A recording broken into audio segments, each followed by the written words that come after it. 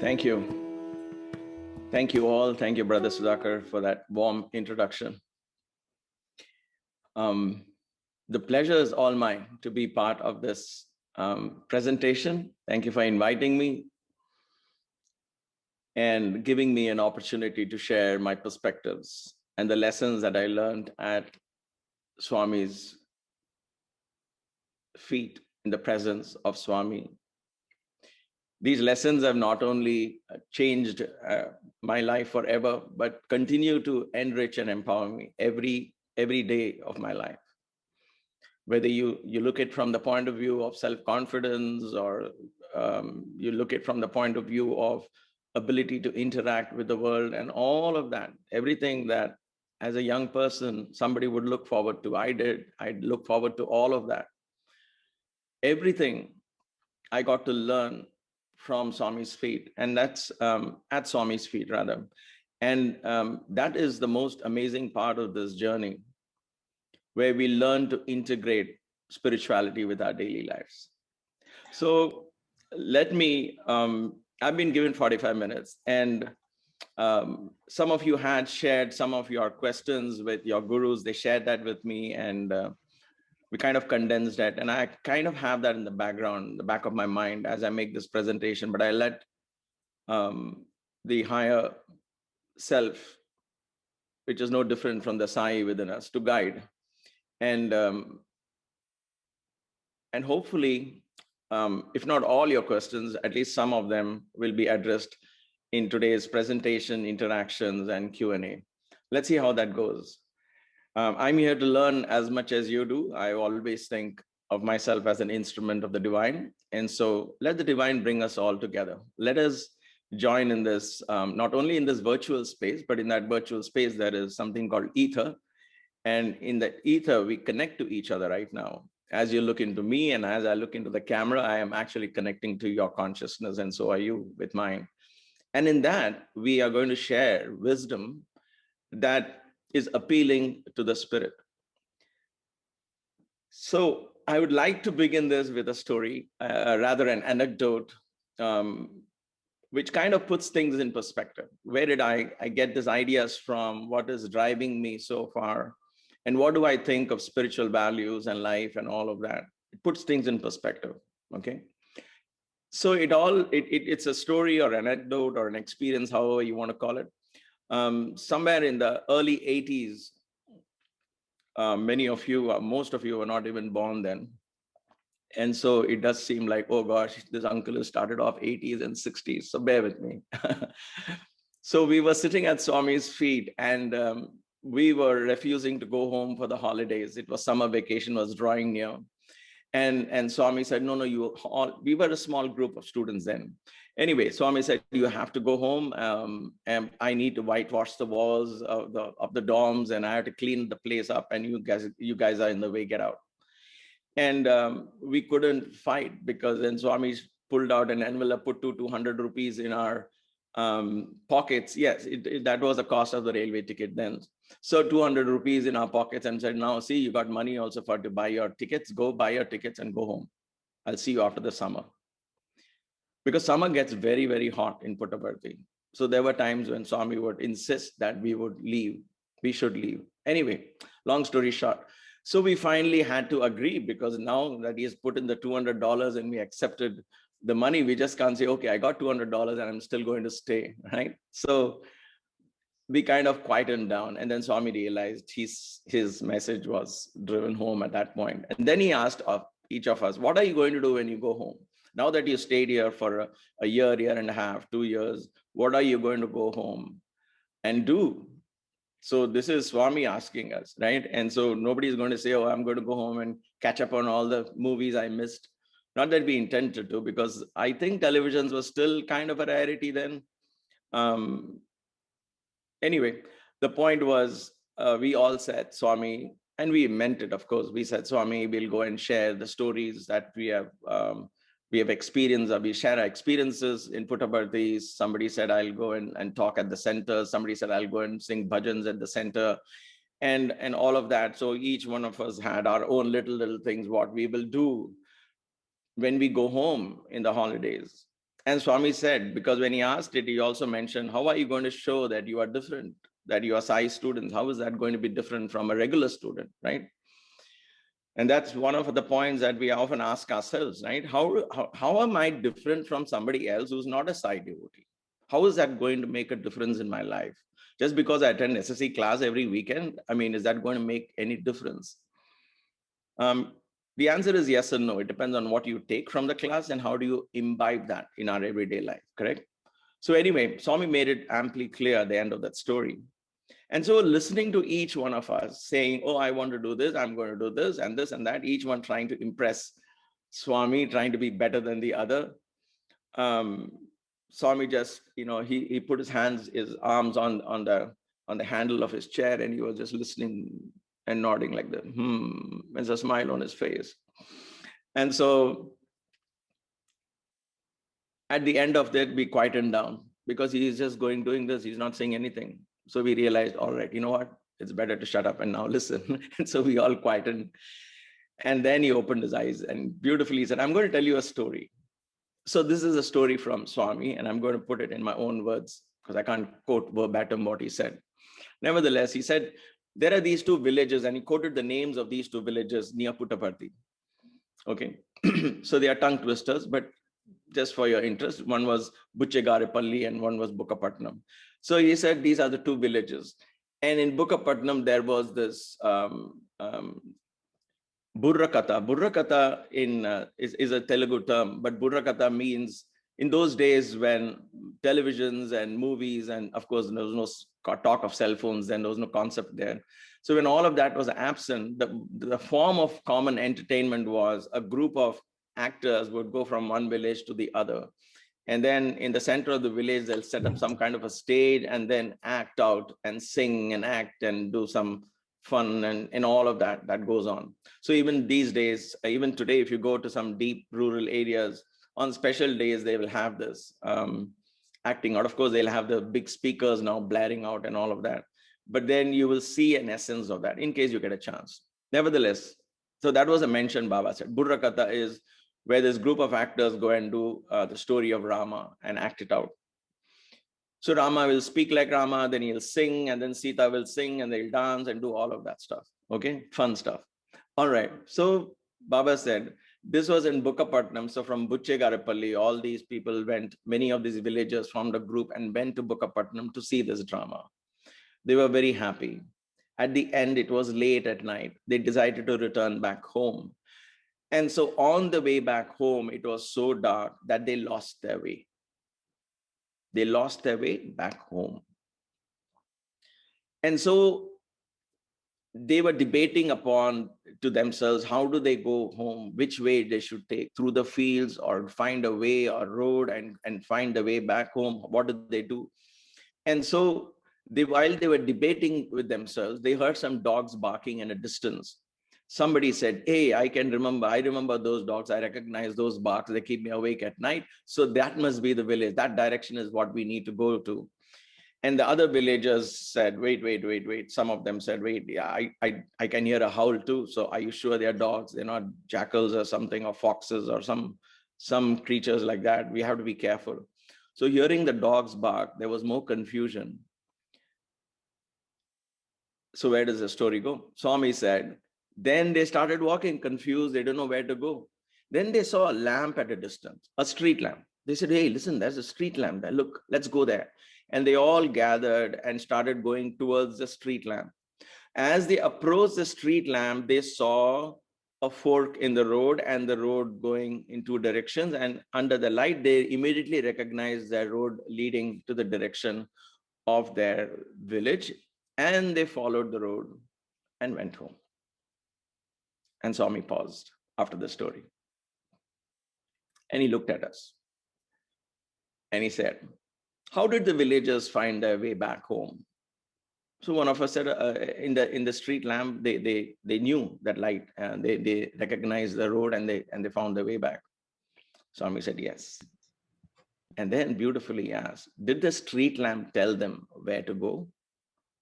We said, no. Did the street lamp sing bhajans to inspire them and say, go this way, right? No. Did the street lamp give big discourses and talks and speeches and presentations and webinars and seminars?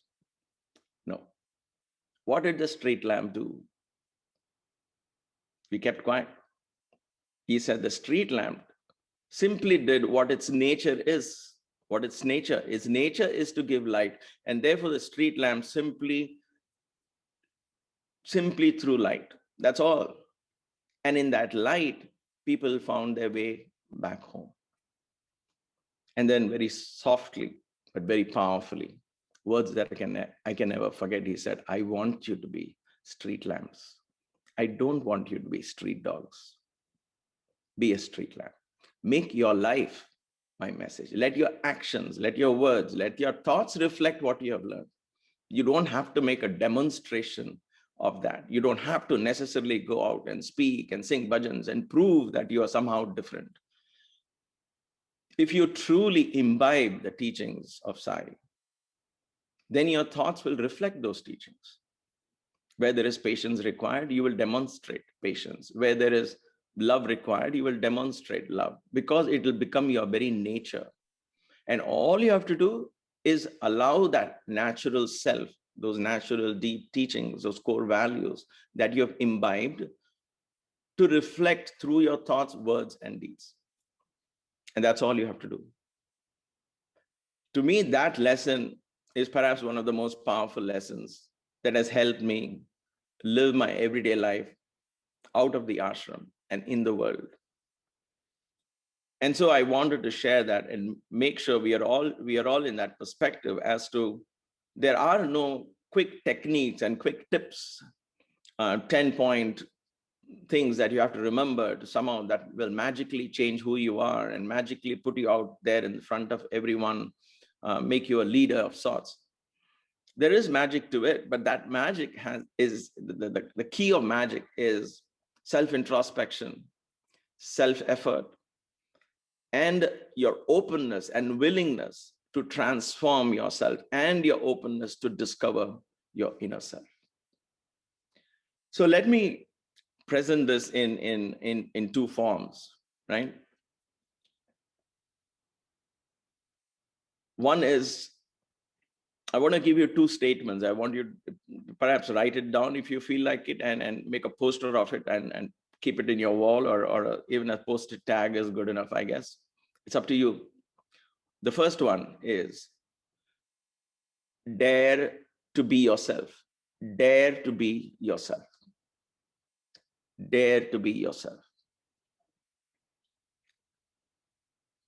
We ask a question, how do we balance spiritual life and daily life? How do we have certain values, and we make an assumption that these values that we learn somehow does not fit into our everyday life, where outside there is competition and there is all of that going on. And how do I take these values and apply it? And we think they are very different, and we try to balance them. So first of all, I want to correct you and say, stop this idea of balance. Don't think of balance, because that puts us in a wrong mindset. Balance somehow means that something has to be in the middle and both sides have to be equal. It is never like that. If you look at nature, it's never so balanced. So what is there in nature that makes it so beautiful in spite of these imbalances? Look at the trees. No tree is the same as the other. No trees don't grow on either side of a garden. There's one tree on one side of your garden or yard, and the other side is got some small plants. What I'm meaning is apparent imbalance, right? So the idea of balance puts us in a wrong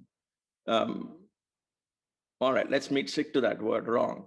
Kind of a wrong perspective, because it seems to me that I'm going to be constantly struggling between the values I learned and the values I have to apply, and how do I do this? So seems to be a constant struggle to stay in balance. And that's our problem. That is not how we approach it.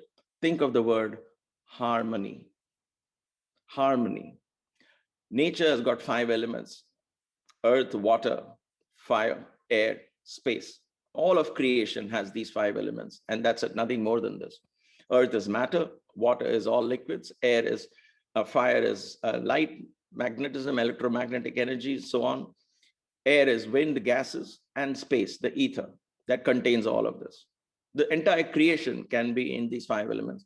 These 5 elements are not equally placed in creation, right?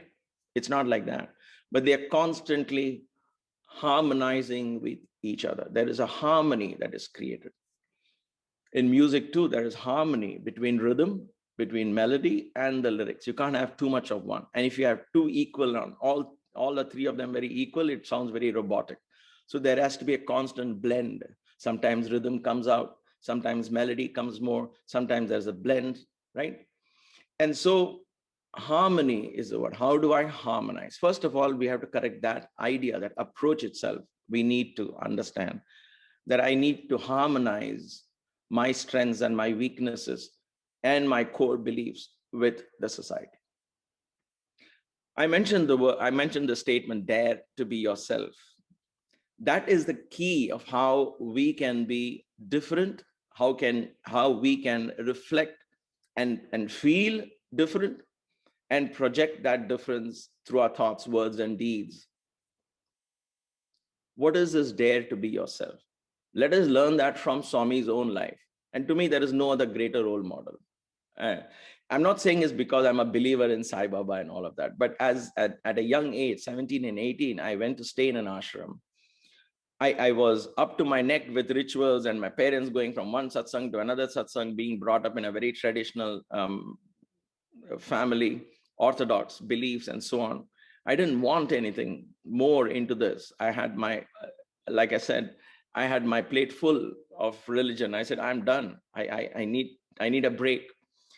And I was dying to leave home and go to college. But then those days, there was no college and dorms and all of that in India. It was a rarity. Only the rich people could afford it, or an extremely intelligent people could afford it. I was neither. And so that didn't seem to be a solution until the time when Swami came out with the free education concept. And my father sent me simply because it was free education. Oh, there is a free education. Okay, go. Anyway, one thing led to the other. I came to the ashram very kind of hesitant, because it was again back to that same bhajans and spirituality, which I've heard. But when I came, I saw a very different approach to the whole life. And I ended up staying 15 plus years, which I never thought I would in the first case. What I'm trying to say is here, this dare to be approach, I learned in those 15 years by watching, by observing, no one else but Swami. And so what I speak from my heart, because I truly believe that there are lessons we can learn and seek inspirations from these great gurus who have walked this earth, teaching us, inspiring us. If you look at Baba's life, and if you and I want to set out to do something really out there, to do something, and if we are given a notepad or a dry erase board and a marker, and say, okay, write down the points as to what you want to do, and then make a list of what all you need to make that happen, right? So whatever it is that you want to do, we kind of more or less have a common list of what we think we need to make that happen. What is that? First, we say we need social networking in these days, right? What is the most important thing? I need a social platform. Without a social online platform, today nothing is going to happen. So I need that. I need to be able to get a lot of subscribers to my channel, or whatever I'm projecting to that platform, whatever it is. That platform is on Facebook or YouTube or whatever it is. I need to have many subscribers. So I need the ability to network. I need the ability to monetize and advertise what I'm doing, so it reaches more people. It all makes common sense. I'm not going to deny all of this. So we put all of this. And then for that, I need a good computer, I need internet, I need constant software updates, this, that. And so the technology part of it is one line, right? Then I need money to make all this happen. I need time to make all this happen. I need my parents to encourage me. I need, oh my gosh, there is a list of what all I need to make my dreams come true, whatever that dream is, either for yourself or you want to change the world, whatever that vision is. I'm not questioning that vision at this point, but we have a list of what we need to make that happen. And when that list is incomplete, we feel, oh gosh, I wish I had that, then I could have made this even better.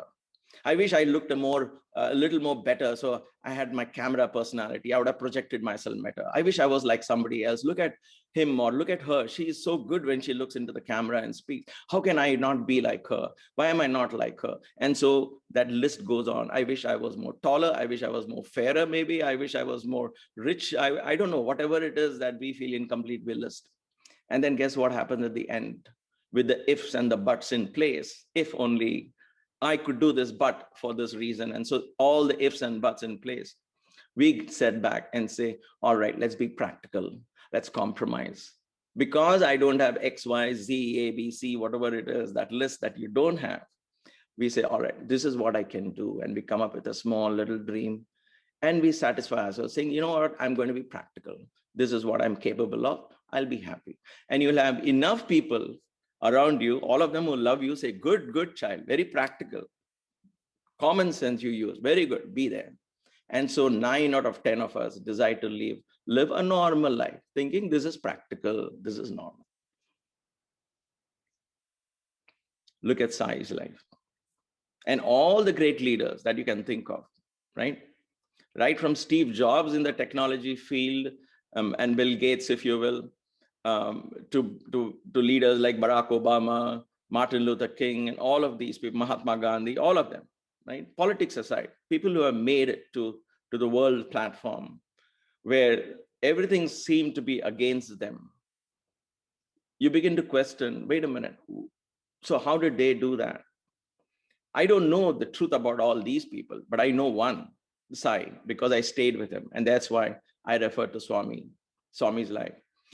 If Swami was born in a village which was not even on a map of India. So if you're thinking, I wish I had a bigger house and a better room for me to do my online presentations and whatever it is, think of location and look around you and think of what if you and I were placed in a remotest village in a corner of India, which is not even in the map of India. Even to this day, there are places like that.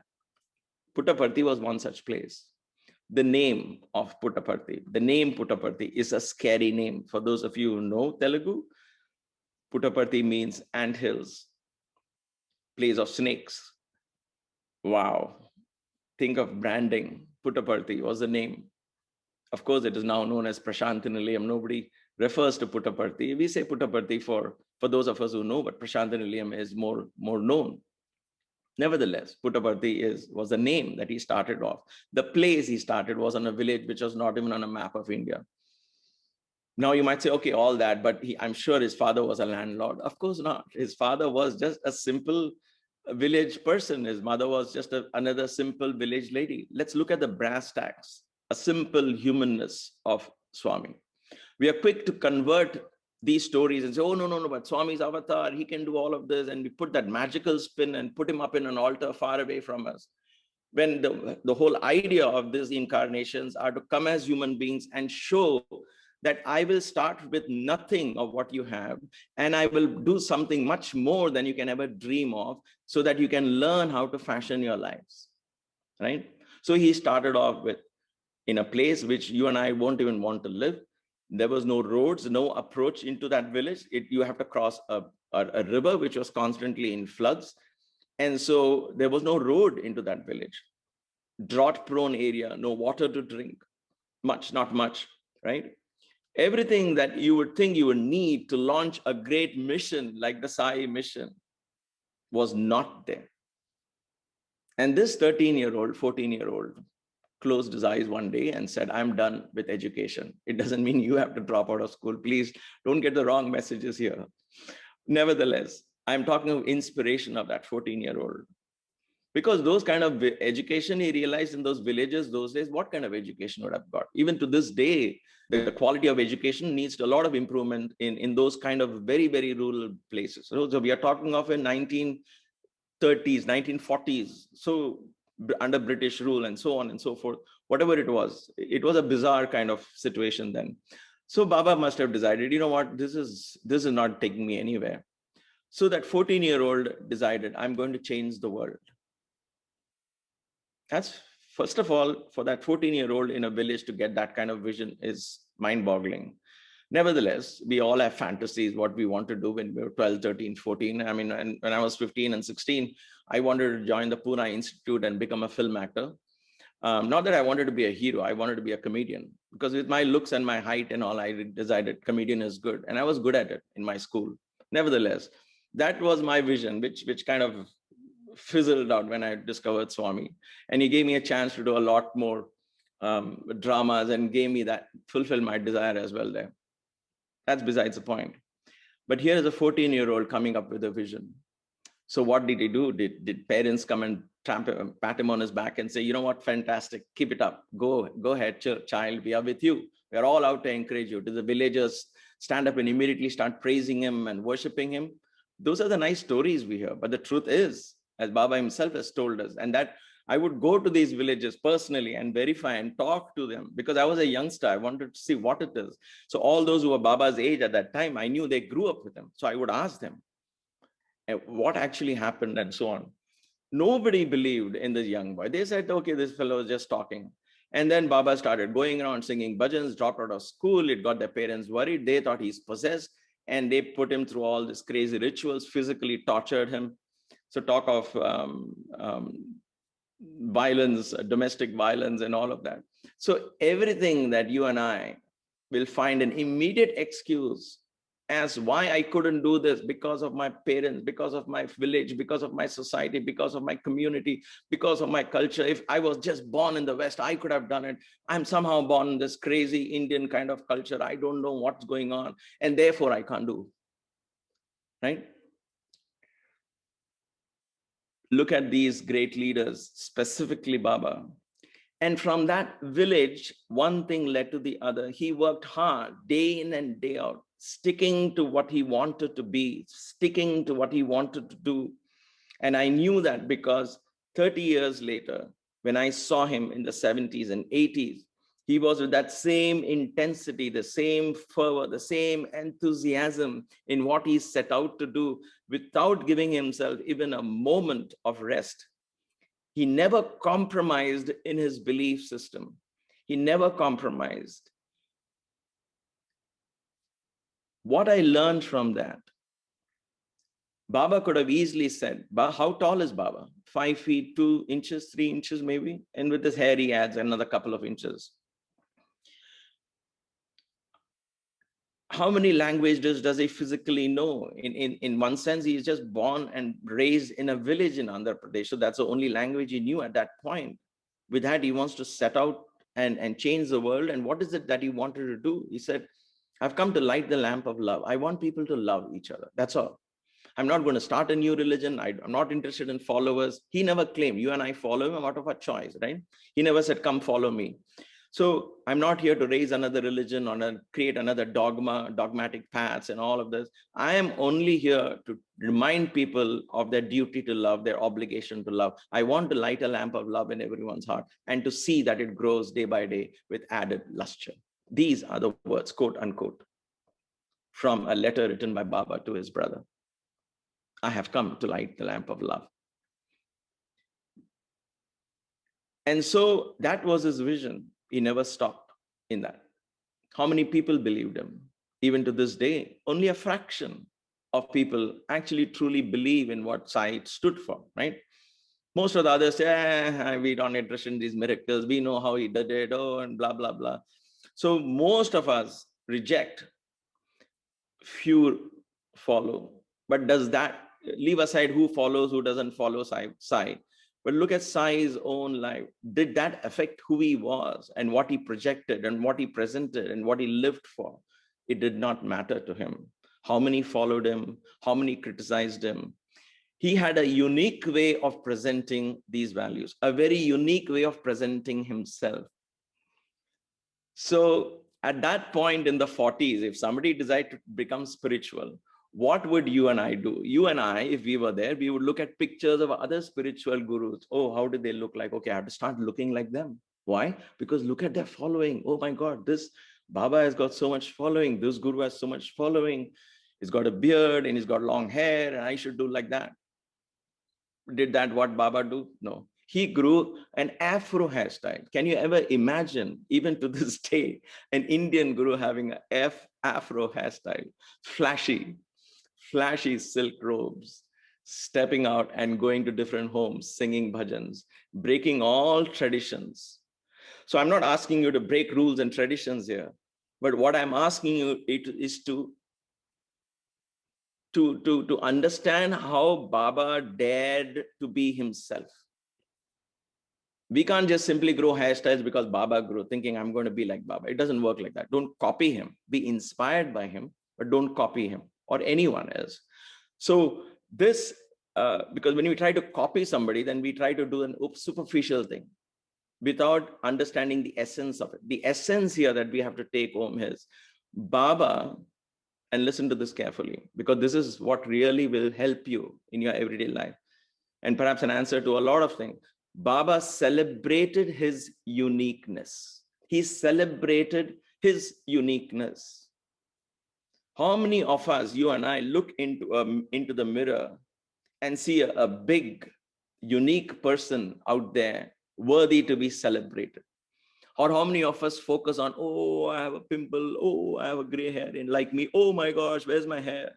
Right? So we look into the mirror and we see, oh, what else I need to do? Oh gosh, right? Or whatever it is. Maybe we do, some of us do, and you're very lucky, you're chosen one then. The point is, the reason why we don't celebrate, why don't we see a unique person in the reflection, is because we are not taught, we haven't learned, and we don't practice the idea of celebrating our uniqueness. What does that mean? Even science is telling you, right? Your DNA is unique to you. So if I tell you, you're not one in a million, you are the only one on this earth, how unique is that? You, and I'm talking to each one of you here, each one of you, you are unique.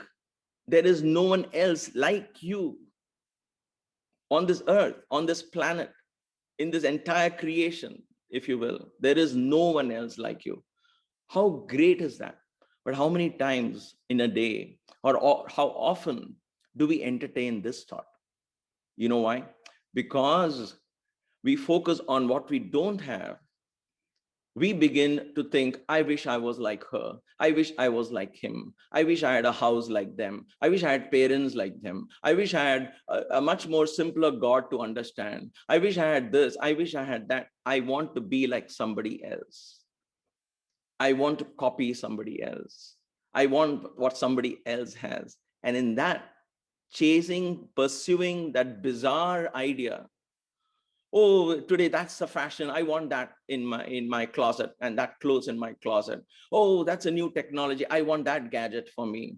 And I'm chasing this and that constantly. Not that these are bad, but when we chase them constantly, thinking that is going to define who I am, and we rely on that, then we compromise on our uniqueness.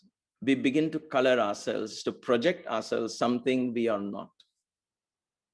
And that is why the social media is not really the answer, because you project something you are not. We have to dare to be ourselves. We have to celebrate that uniqueness. To me, practicing one of the core values, Satya, Dharma, Shanti, Prema, Ahimsa, you would have heard this in SSE class right from the time you joined, right? It's dinned into our heads. But what does that mean? To me, Satya, truth, is dare to be yourself. That is my practice of Satya. I am proud of my culture. I am proud of my heritage.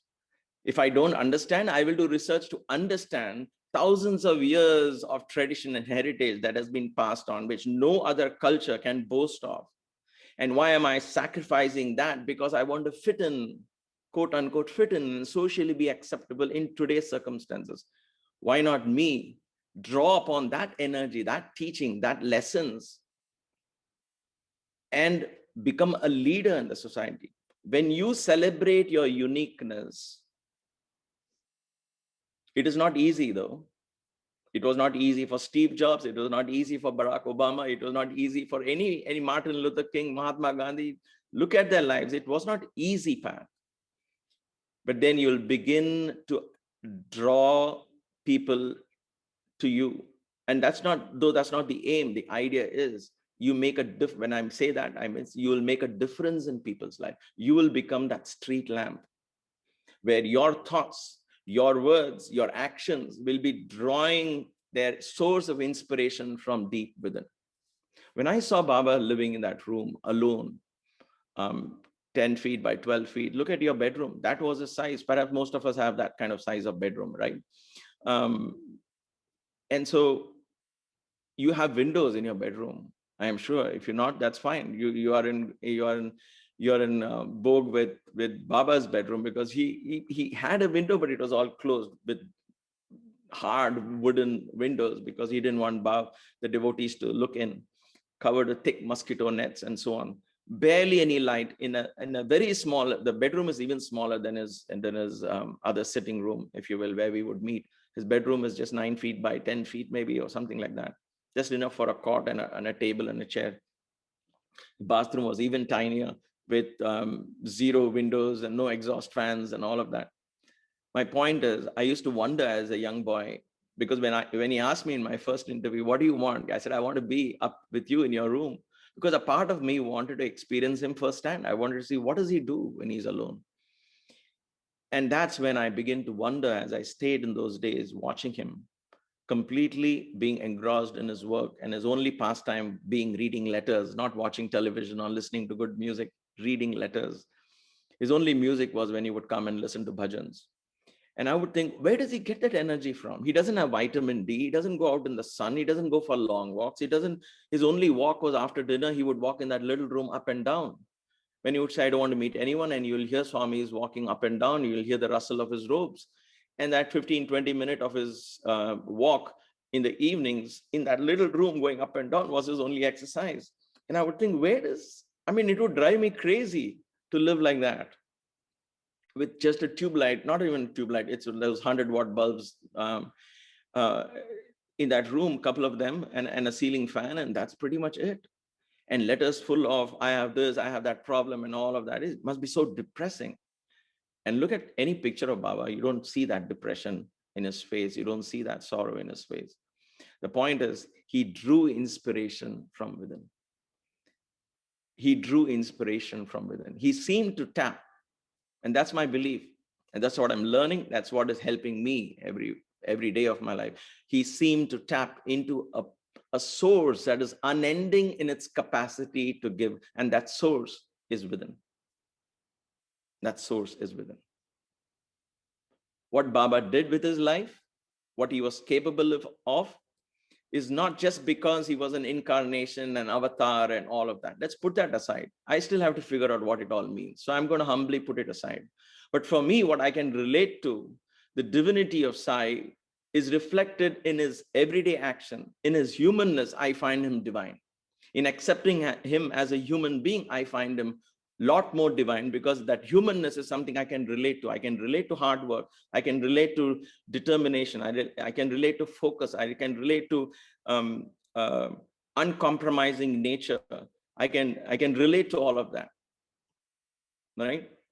And all of these were amply reflected in his everyday life. And to me, those were the secrets of his success.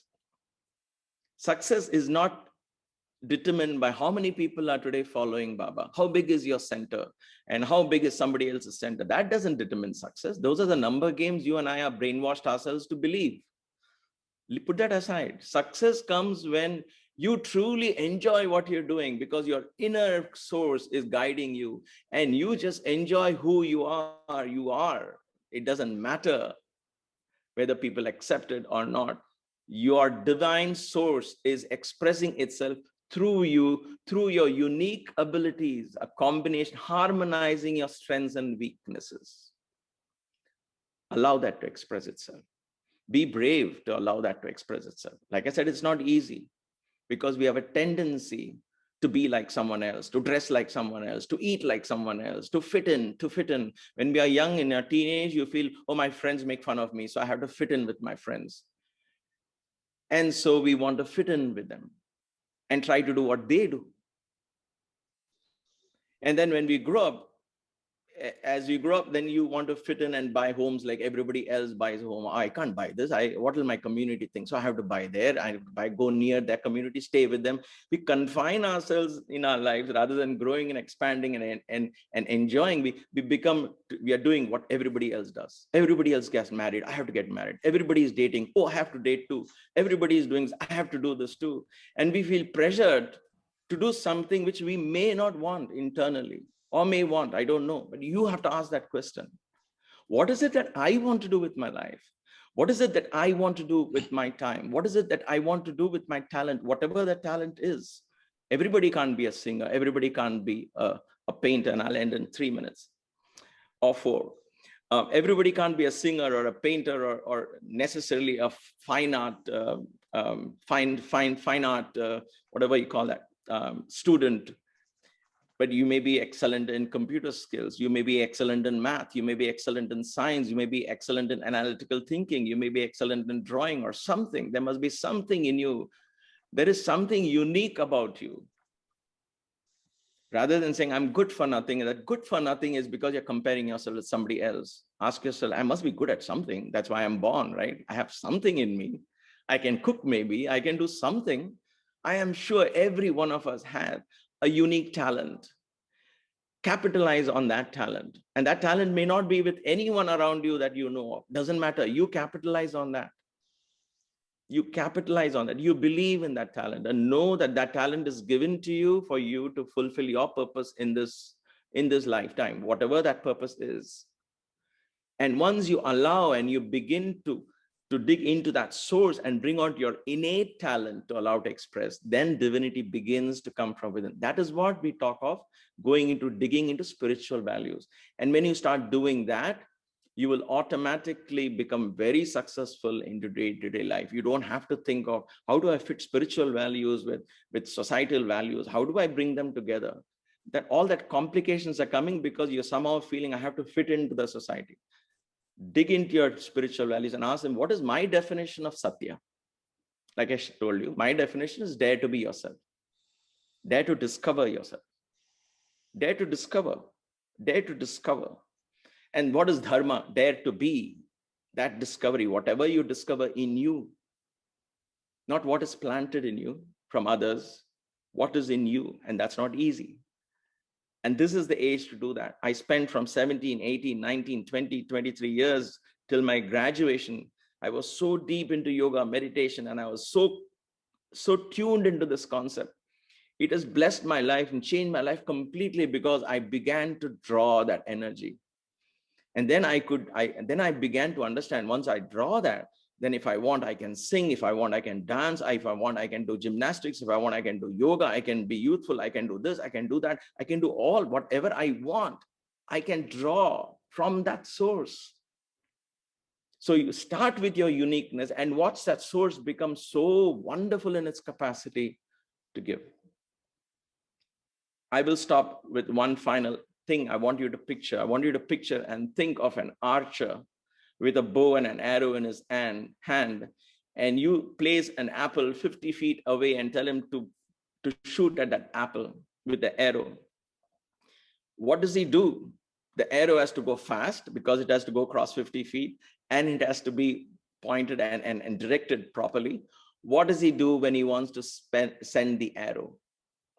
He first strings the arrow to the bow, of course, and then he pulls it backwards before sending it out there. It is the same principle whether you're playing cricket and a bat and a ball, you have to first take it back to hit it forward. You have to take something up to make it go down if you're digging a hole into the earth. when you want to project yourself out into the world, when you want to be successful out in the world, when you want to go out and influence everyone and be a leader of sorts, who doesn't want to be? If you want to do that, go within first. And the more you're able to go within, the more the archer pulls the bowstring back, the more further the arrow will go. That is why we need to practice the Sai 9 codes of conduct. That is why we need to understand spiritual values, because spiritual values, 9 codes of conduct, are all character traits that we learn to absorb when we go within. Don't dogmatically follow them. Ask yourself what it is, what does it mean? If I'm criticizing someone unnecessarily, or entering into a gossip unnecessarily without even knowing if that story is true, like, WhatsApp messages are being forwarded, that is like a gossip. I don't know it's true. Maybe it'll help people. Let me also forward it. Everybody forwards the same thing. If you're not in WhatsApp, thank your stars. But that's a point. The point is, gossip, whether it's in text or you're forwarding things, or whether you're indulging in it, it's all the same. When we gossip, whether it is criticizing somebody or just passing information without even verifying if it's true, when we do all that, it just reflects the poor state of our self-esteem. I don't know, let us do it. I don't know, she told me, I'm telling you. Yeah, I don't know, he told me, I'm telling you. And then this kind of thing has a very low self-esteem. That is what emerges. But rather, you refrain from that. One of the codes of conduct, which I truly practice, is I don't criticize. When my wife and I talk, we don't even talk about people. When small minds discuss people. Normal minds discuss events. Great minds discuss ideas. So spend time discussing ideas, creative ideas, right? And therefore, think of that. Think of these few thoughts that I've shared. I am very passionate about these thoughts because I truly, truly believe in them. I hope I made some sense to all of you. I know some of these may sound very abstract, but drawing upon Swami's life, we can learn so much in this manner. So I'll bring this presentation, and I know I have 5 minutes crossed my time, so I apologize for that. But thank you for your patience. And I guess you're going to go into a break room now, and then we'll meet again. So feel free to ask questions, and I'll do my best to answer if I can.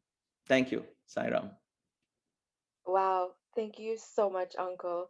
You have shared such incredible insights. Your anecdote of Swami sharing for us to be street lambs instead of street dogs, um, us through self introspection and self effort, allowing our thoughts, actions, and words to reflect Swami's teachings, which is going closer to our true nature, the idea of balance versus harmony, and your analysis of Swami's life through observation and living with him.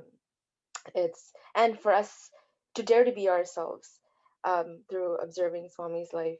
Um, there's such incredible insights, and we didn't even know time go by. I wish you were able to speak for longer. Um, we have Uncle Sundar. We have a whole bunch of questions. We have tried to categorize them.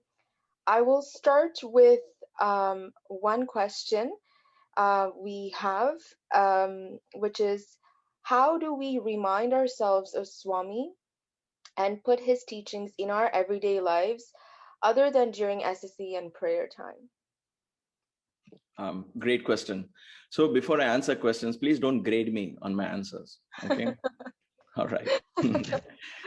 um, how do we remind ourselves of Swami? It's, when you believe and you imbibe his teachings and allow those teachings to express itself through you, you're already remembering Swami. You don't have to when we say, I want to remember Swami, it doesn't mean in some dogmatic way, in some ritualistic way. I would keep saying Sai Ram, Sai Ram, Sai Ram, or I had a picture of Swami in my mind. It's impossible to do that. Okay. So, but if you focus on excellence in what you do, Baba would tell us, because this is the same question we asked Swami. We have exams coming, Swami. How do we focus on you? And Swami said, I am not different from this. The spirituality or the atmic principle or the divine principle of consciousness is not separate from what you're doing in your everyday life, whatever it is. So what do I do then? The lesson that I learned from Swami is bring excellence into whatever you're doing. And the key word is excellence. Bring excellence into whatever you're doing. That excellence is an aspect of divinity. I'm cooking, I'm cutting vegetables. Bring excellence into that action. Bring excellence into keeping your kitchen clean. Bring excellence in keeping your desktop clean. Bring excellence into every email you send or every text you send. In other words, another word for excellence these days, the buzzword is mindful living, mindful lifestyle. Become more mindful, become more excellence in whatever you do. That is Swami. So you don't have to remember Swami separately as Sathya Sai Baba or Sai Baba or Sai Ram. That will come, but let that essence of Sai be reflected in and through you when you practice excellence. So think of excellence in your effort. That reminds me also of this question people asked, what is the meaning of this Bhagavad Gita? And some of you asked this question where we say, don't focus on the result of your action, but how do I approach an examination? How do I approach studies? What don't I set goals in my life and try to achieve them? And see the purpose here, as opposed to a modern system of education, I wouldn't say Western and Eastern, but modern system of education, is focused on goals and what you have to set out to achieve. That, in my personal opinion, is a little incomplete in its approach. It's good to a certain extent, but it's incomplete. What is incomplete? The other side of the equation is rarely taught. And that is, what is the effort that you need to put in order to achieve the goal? In ancient practice, in Sanatana Dharma, and the essence of Bhagavad Gita is, forget that goal for now. You will achieve that. So don't keep so focused on the goal that you forget what is it that you have to reach that goal. We often, let's say you are asked to, and I'll come to that part, right? Let's say you're asked to give a speech or sing a song or do something, and you're like, oh gosh, I hope I do well. Oh gosh, I hope we do well. Exam day, oh gosh, I hope we do well. I hope people like it. And I don't know. And so we get so caught up in that goal, in that objective of what must happen. We compromise on all the quality time that I have to prepare for that event, whatever that event is, whether it's an examination or a career goal or whatever it is, right? Sanatana Dharma, Bhagavad Gita says, put that goal aside. Don't focus on the result of your action. Focus on the effort. In other words, perform actions without any result in view. Then your complete focus is on excellence. How do I put, let us say, in the last 1 year, I didn't know to play harmonium before I started these online satsang. Last February or March, I think March or April, I started this. And I wouldn't know. If you see my first few Hanuman Chalisa satsangs, I just sang with a Shruti, with a little bit whatever I knew. I'm not classically trained or something. I just love to sing bhajans. Anyway, my point is, and I realized, okay, you know what? An opportunity presenting itself to me. And therefore, I started learning harmonium. And I started wondering how I play well. I hope I play well. And that nervousness of I hope I play well in today's satsang made me falter in my practice. And then I realized, forget that, whether you play well or not, leave that. That will be reflected upon the effectiveness of your practice. And therefore, I began to focus on the quality of my practice. So I practice. And eventually, I began to play. And I'm not very good at it at this point, but I know that when I focus on my effort, the result takes care of itself. Don't worry about the result. That is what it means. So excellence is the key. When you bring excellence in your everyday life, then automatically you're bringing Swami into your everyday life. Work becomes worship only when you bring excellence in whatever work you do. Whether it's taking a shower, brushing your teeth, work becomes worship. Bring excellence. Tap into your skills. Thank you for that question. Wow, thank you, Uncle. Our next question is, Uncle, can you provide us an example on your point of harmonizing strengths, core beliefs, values, in society? How do we achieve this? Great question. When we make these questions, we have an assumptions. And oftentimes these assumptions need to be re-examined. I'm not saying they're wrong assumptions. You need to re-examine those assumptions. What is that assumption? Predominantly, we feel that core values, spiritual values are different from society, different from societal values. They are not. Their mere Satya or truth prevails in society also. Satya is there in your core value, in your belief, or your definition of truth is different from another's definition of truth. It's only a difference in opinion. And therefore, when we learn to harmonize is when we learn to accept people, accept the society, accept our friends the way they are without judgments. First of all, we have to stop judging and playing this game of good and bad. We get eternally caught up in this eternal struggle of good and bad. This is bad, you should not do. This is good, you should do. This is bad. Oh, she is bad. He is bad. This is good. This is bad. And this good and bad thing, just you get caught up in this good and bad principle. So then how do I live? Do I do bad things or do I do good things? That's a question, right? Which is natural. This is what we are struggling with. How do I fit into the society is because we somehow feel there's something in the society that's not so good. And how do I take my good values and merge it into that not so good thing? It doesn't work like that. This is why I said tap into your core and celebrate your uniqueness. You do something not because it's good or bad. Put that aside for the time being, right? The judgment thing is we are experts in that, and it'll play its own role. But don't get so influenced by it, so enamored by it. Rather, you tap into your resource and do something because your conscience permits you to do that. And you feel happy doing that, whatever it is. And you bring that into the society. Harmony will happen by itself. It is not a conscious effort. Harmonizing your beliefs with the society is not tips and techniques. It's not a conscious effort. You cannot do that. Because when you start doing that consciously, here is tip number 1, here's tip number 2, here's tip number 3. When you start doing that consciously, once again, you begin to compromise on your true beliefs because you want to fit into the society. It doesn't work like that. Harmonizing happens on its own when you allow your inner beliefs to express itself freely. So if your inner belief is, I don't want to hurt people, that's great. It's your belief. If somebody hurts you, verbally or physically, hopefully it's not physical. Verbally, it's possible, right? Through a text or something, somebody insults you or you feel insulted, whether the person meant or not. You feel insulted, you feel hurt. So you feel somebody has hurt you. You have to examine that and your response to that based on what is your true nature. If your true nature is not to hurt somebody, then if you in turn hurt that person back simply because that's practical and that's what the world has taught you, one fist for another or whatever it is that quote is.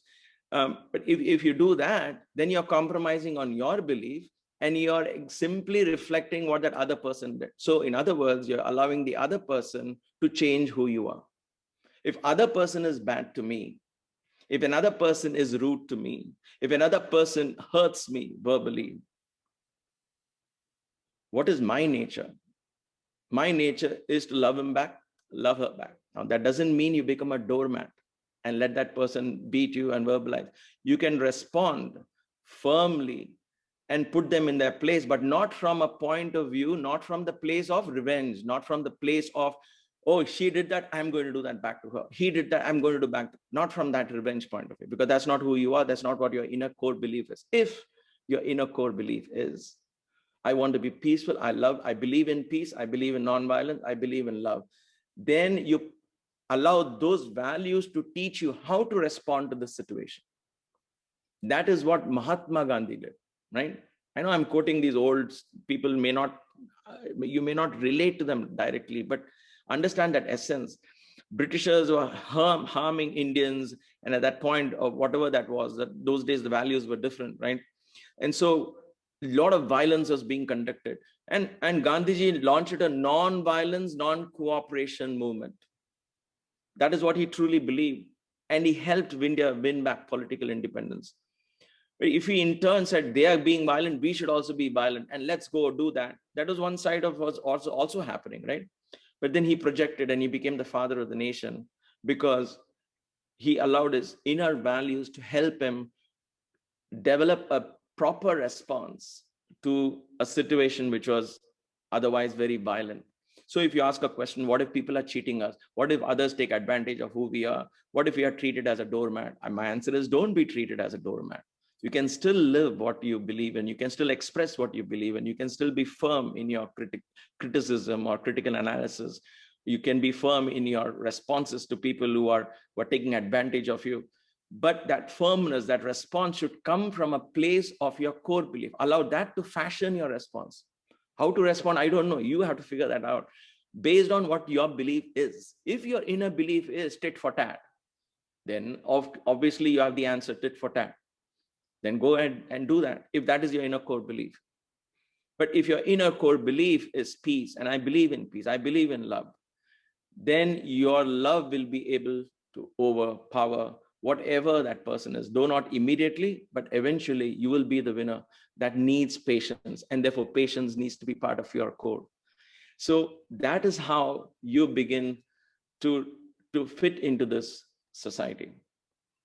You know, there was a very a nice story, and I'm going to keep it very short. There is a daughter-in-law complaining about a mother-in-law, and then that mother-in-law seems to be insulting her so much, to such an extent that she, and this is just an analogy, an anecdote that I read from some Chinese story. So she comes to her Chinese master and says, a voodoo medicine doctor, and says, here, give me some medicine that I can finish my mother-in-law's life. I know it sounds very crude, right? But just bear with me. There's a happy ending. So, and the medicine doctor says, why? She says, no, she's just hurting me. She's insulting me. I'm trying to be nice to her. She's just not understanding. So please give me a poison that I can kill her.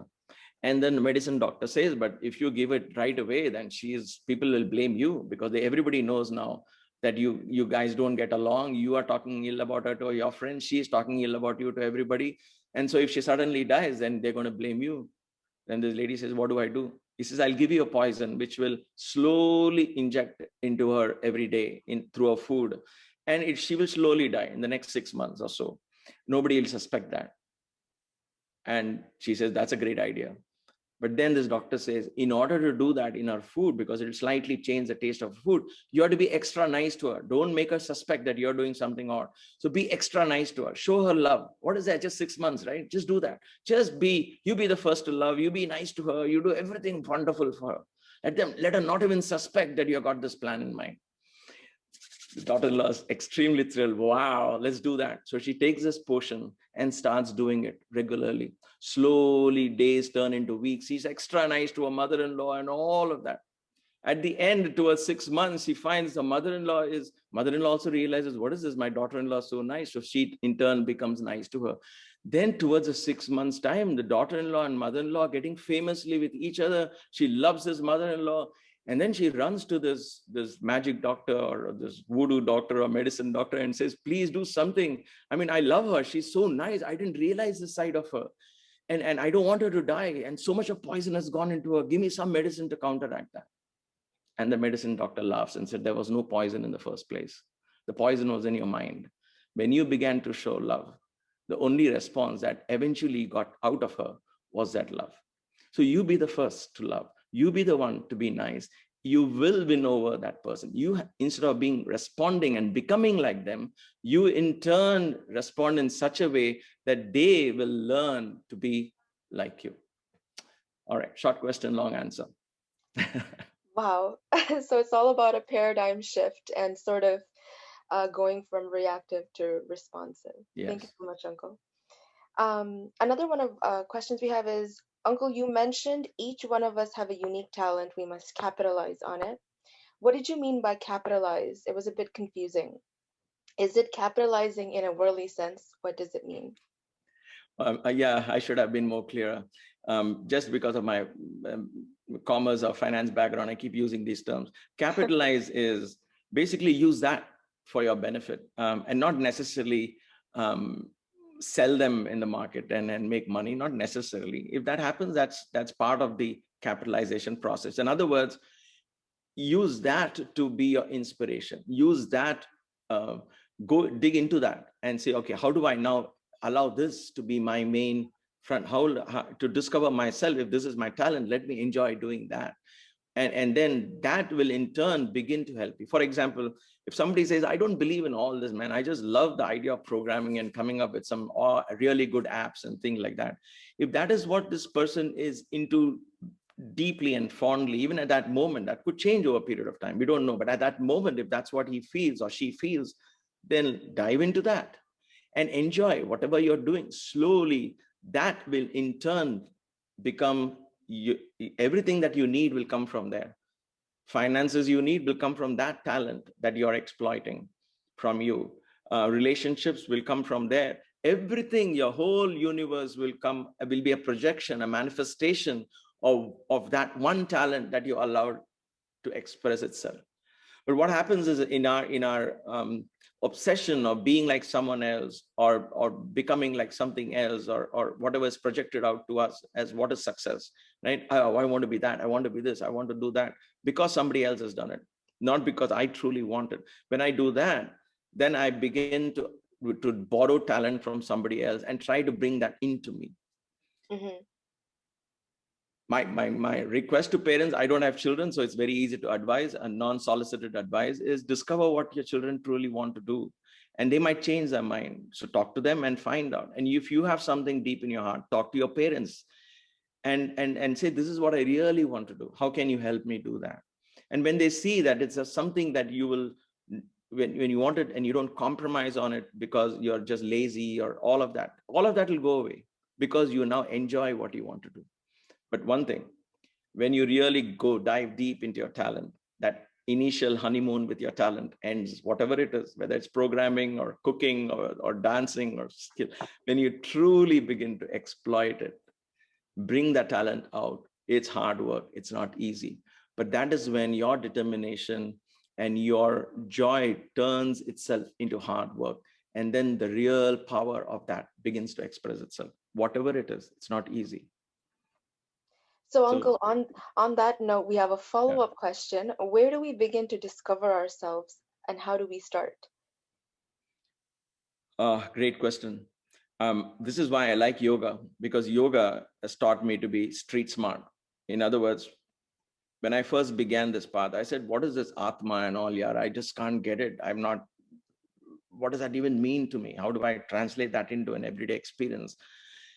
Because I was very fascinated. Like I said, how does Baba draw that energy? From where does he draw? What is that source within him that he's drawing it from? Um, so he encouraged me into the path of yoga, and I'm so grateful for that. So the point here is, start with your body, start with your breath, start with your mind, things that they can relate to. So you know what, let me first of all treat my body reverentially, mindfully, not use it and trash junk into it as if it's a trash can, right? Simply because I like the taste of something. All right, I'm going to enjoy it, eat it up. Oh, I'm so sick, I can't eat anymore. 2 days later, again, hey, that's it. Come on, let me eat. So we just treat our body as a trash can. So when you start right away from there, and the body is your most visible part of who you are, correct? And so the most visible part gets roadblocks, then everything else becomes a problem. And I'm talking it from my training, and there could be different approaches. So bear with my perspective here. So for me, I start with, how do I keep my body? How can I discipline my physical habits of sleep, of food, and cleanliness, inner cleanliness, external cleanliness? And for me, yoga has been my path. I can only share what I practice, right? And therefore, for me, when I start with my body, then I go into my breath and I say, okay, my breath is connecting me with something deep inside. The breath is a bridge between the body and the mind. And therefore, I begin to focus on the breath, and then I connect to my mind. And over the years, the mind has begun to reveal itself, the inner spirit, and the joys of that discovery is never ending. So where do you start? I would say start with your physicality. Don't, that's why start celebrating how you look. Just be proud of who you are and how you look. All our ideas of beauty and ugliness is borrowed. It is nothing, what is beauty? It's a subjective phenomenon, right? It's a subjective phenomenon. Because we have caught up in shapes and objects and geometrical design, we apply that geometry to beauty. And we say, oh, her eyes are exactly like this, or his face is like that. Look at his shoulders, well structured. So we take a Greek god statue somebody has made and apply to a human being and say, okay, he's beautiful or she's beautiful, whatever it is, handsome, beautiful. So we have ideas of this. So first of all, celebrate who you are. Tall, dark, black, short, up, down, fair, whatever it is. This is who I am, and I'm going to be proud of it. That pride, not is superimposed, but it has to come from within. And you have to reprogram your mind to start thinking like that. Then what happens is you begin to be watchful of what you eat, how much you sleep, and you become more mindful of your everyday life. When you do that, your first step of this inner awareness begins. And that is the first step. I would always start with my body first. If you say, I don't care about the body, I'm going straight to meditation, guess what? It's not going to take you very far. You might get initial some highs here and there, but eventually ill health and all of that will catch up with you, and you will stop enjoying life. I'm 60 years old, and I'm not saying because I'm proud of this, but I owe it to the practice of yoga.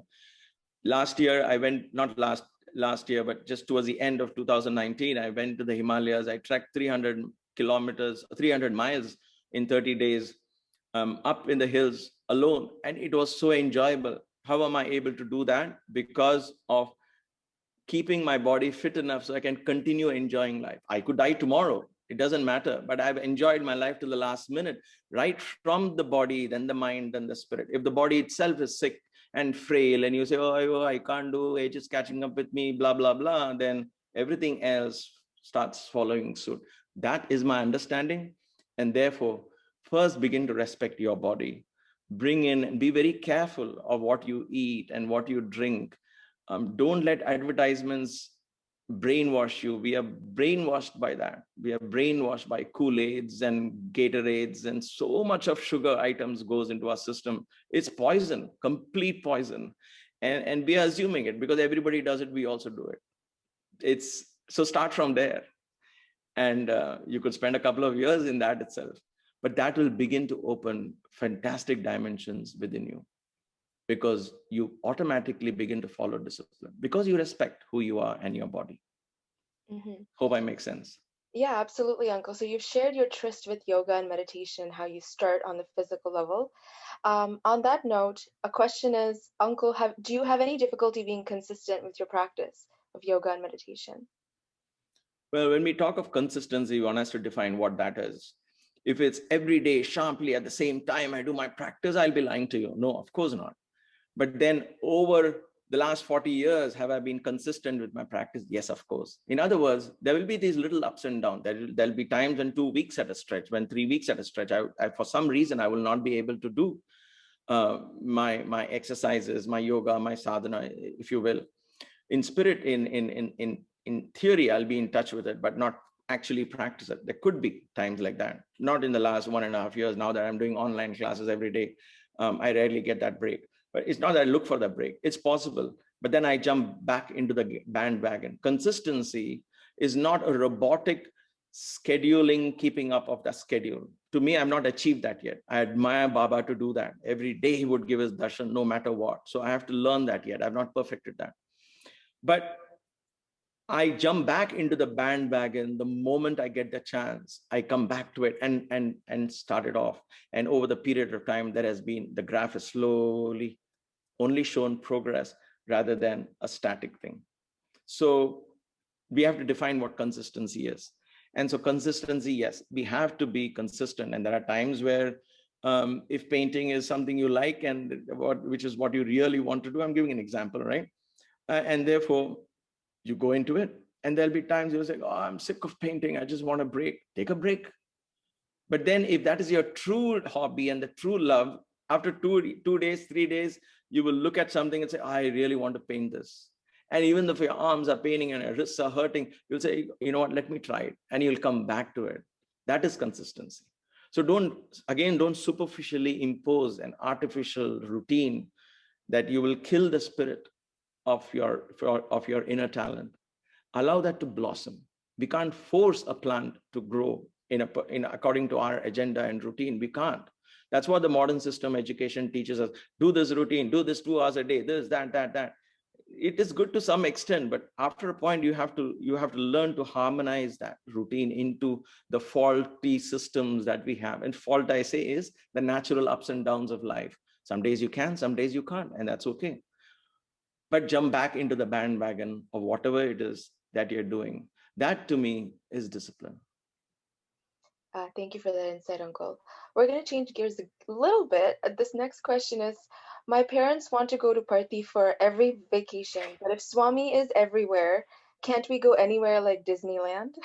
I saw that question earlier too. I thought I'll avoid it because I don't know the answer to that. I would think you have to strike a deal with your parents. I'm not the one to say, to be honest, that no, you have to go to Puttaparthi and Disneyland is not the place you should go. I can't do that. I love roller coasters. And up until 2 years ago, Maya and I would go, given the chance, I would still take a weekend off this summer and perhaps go and visit it. So there is adventure, there is color, there is fun. It's a healthy kind of fun. You can enjoy it with your family and friends. And so there is absolutely nothing wrong with that. So you, in this particular case, you have to talk to your parents and say, all right, one vacation, you go to Puttaparthi, I'll come with you all. And again, having said that, Puttaparthi is not fun. It has its own joy.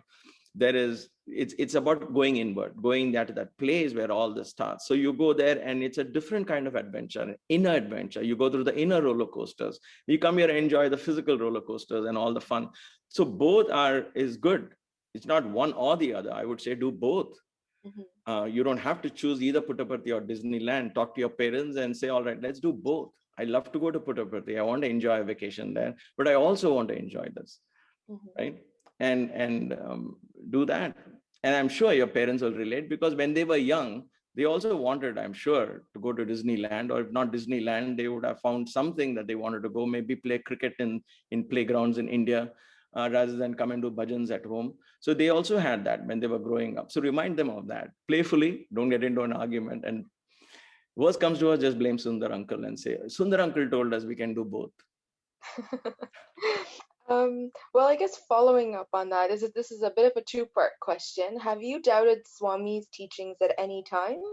And were you afraid of Swami in the sense that if you did something wrong or if you didn't follow his teachings, were you afraid of Swami? What is the first part? Have you, what is that? Doubted Swami's teachings? Yes. Oh, I doubted Swami. Forget his teachings. I doubted his ability to create things out of nowhere. I was like, come on, give me a break. This is impossible. How's it going to even happen? And I doubted everything about Swami. Okay. I have to be honest here, because there is no point in being dishonest and say, no, faith is more important. That faith has to come from inside. I can't force my faith on you at all. And so, because I was very new to Baba, I was not raised in a Sai family. I was not told anything about Baba. When I went and joined his college for free education, everything was new to me. I found people falling at his feet and telling me stories which were so fantastic to believe. I said, even if 1% of the story is true, I'm willing to believe him. But I need to find that for myself. So I doubted, definitely. And the point is, when we doubt, again, we have to have an open mind to receive answers to that doubt as well. We can't doubt from a rational mind, because at a point, what happens is the rational mind helps us to a certain point. After that, in matters of love, faith, beauty, romance, all these things, in all of this, the rational mind has no role to play. It doesn't know what all these things mean. That's why a part of us keeps saying, be practical, come down to earth, be in reality zone, because the mind is only reacting to information and data that it receives from the senses. What I touch, what I hear, what I taste, what I smell, and what I see. Right? Shabda, Sparsha, Rupa, Rasa, Gandha. These are the 5 senses and data that comes into my mind. The mind says, as long as this data comes, I can process it. So we form our likes and dislikes and all of that based on this information. Suddenly a concept comes, selfless love. The mind says, Are Babre, what is this? I don't know. What is selfless? It's ridiculous. So the first reaction is doubt that. Faith, doubt it, because the mind can't understand. So one has to understand, in the spiritual path, the mind helps to a certain extent. But after that, you have to transcend the mind, because you're tapping into what in spiritual terms is, and one day science will begin to understand this, you're tapping into not your conscious brain and your analytical brain, but you're tapping into what is called the heart, the emotional brain. Science is beginning to understand the impact of that. Okay, so you're tapping into a gut feeling. We call that intuition, born out of emotions, not emotions of, oh, he's crying, he's laughing. That's one part of it, but a deeper emotion called intuition. There's a gut feeling. You know something, right? How do you get that gut feeling? The mind is not telling you, because mind can only relate to information from senses. So that gut feeling, when you develop that through meditation and practice of spirituality and inner awareness, which for the mind, that is a no zone. It doesn't enter that zone. If given a chance, it will draw you back. So doubt is something that is going to constantly be a partner throughout, because constantly we're going beyond the mind, then the mind drags us back. So Swami told us once, it is never possible for you to have doubtless mind with me. There will always be questions, because the nature of the mind is to doubt. It is like a monkey who can never sit still. Why are you struggling with that? Transcend the mind. Go into the heart. Ask yourself questions from the heart. Let your heart teach you. Then you learn to harmonize between the head and the heart. So yes, but the question is now, therefore, when I doubted, was I guilty? Was I afraid of Swami? No, I was not afraid. I'm kind of the guy who always believes, let's face the devil in the closet. Why should I be afraid? Kya hone wala hai? What is going to happen? Right? But it doesn't mean I was, what do you call them? What's the right word? Arrogant. Yes, thank you. I wasn't arrogant in that sense, but I was very clear in my mind that I need proof for myself. I need first-hand information about Swami. And I got those chances. I don't know if I have time to go there, but I got first-hand experience for myself. And therefore I know, even if the entire world denies Baba and who he is, I know in my heart what I found, and I will stick to that belief, and that will never change. So was I afraid? I was not afraid. Was I guilty? Partly, because I was not able to relate to what everybody else's devotion. That happened, but all of that disappeared. But one thing about guilt and being afraid of that, once I wrote to Swami that I was guilty and I'm sorry. And Swami took that letter and he got so angry with me. He looked at me and he tore it and said, stop saying sorry, stop saying sorry. And I was stunned. I said, isn't that what we are supposed to do? He said, stop saying sorry. What has happened has happened. Let go of the past. Don't carry that experience with you. Stop saying sorry. Came to the sorry. Sorry. Every time we keep saying sorry. Stop it. Don't do that again. Let go. It took me a while to understand the essence of that. Now I have made peace with that over the years. When we say sorry and we feel guilty about something that happened in the past, we are carrying a memory of that experience which has absolutely no consequence in today, right? I have to let go of that, and then let go of that guilt. When we carry guilt in our conscience, it becomes very heavy, and we carry baggage which is no longer required. It's like carrying a heavy sack of potatoes which are rotten. We don't need it, but that's what we do. We carry a lot of guilt in us. Even if we are young and we're only 15, we have something to feel guilty about, and then it becomes a habit to feel guilty about. And I know people who are adults who will say, I'm not guilty about anything, and therefore I'm so sorry. I should have done something wrong, right? Because it becomes a habit for you to look for what else have I done wrong, so I can feel guilty. And in feeling guilty, I feel happy. That becomes my comfort zone. So think about that. I might have gone off the topic. I don't know.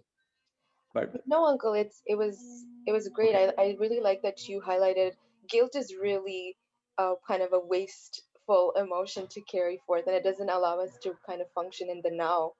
Yes. Um, And it's but okay to, and it's okay to doubt Swami, and it's okay to ask those questions, but don't close your mind because you're having doubts. Don't refuse to believe in Swami. Then that is the other extreme. You yeah. have no rights to refuse or keep your mind open. Say, I don't know. I want to learn.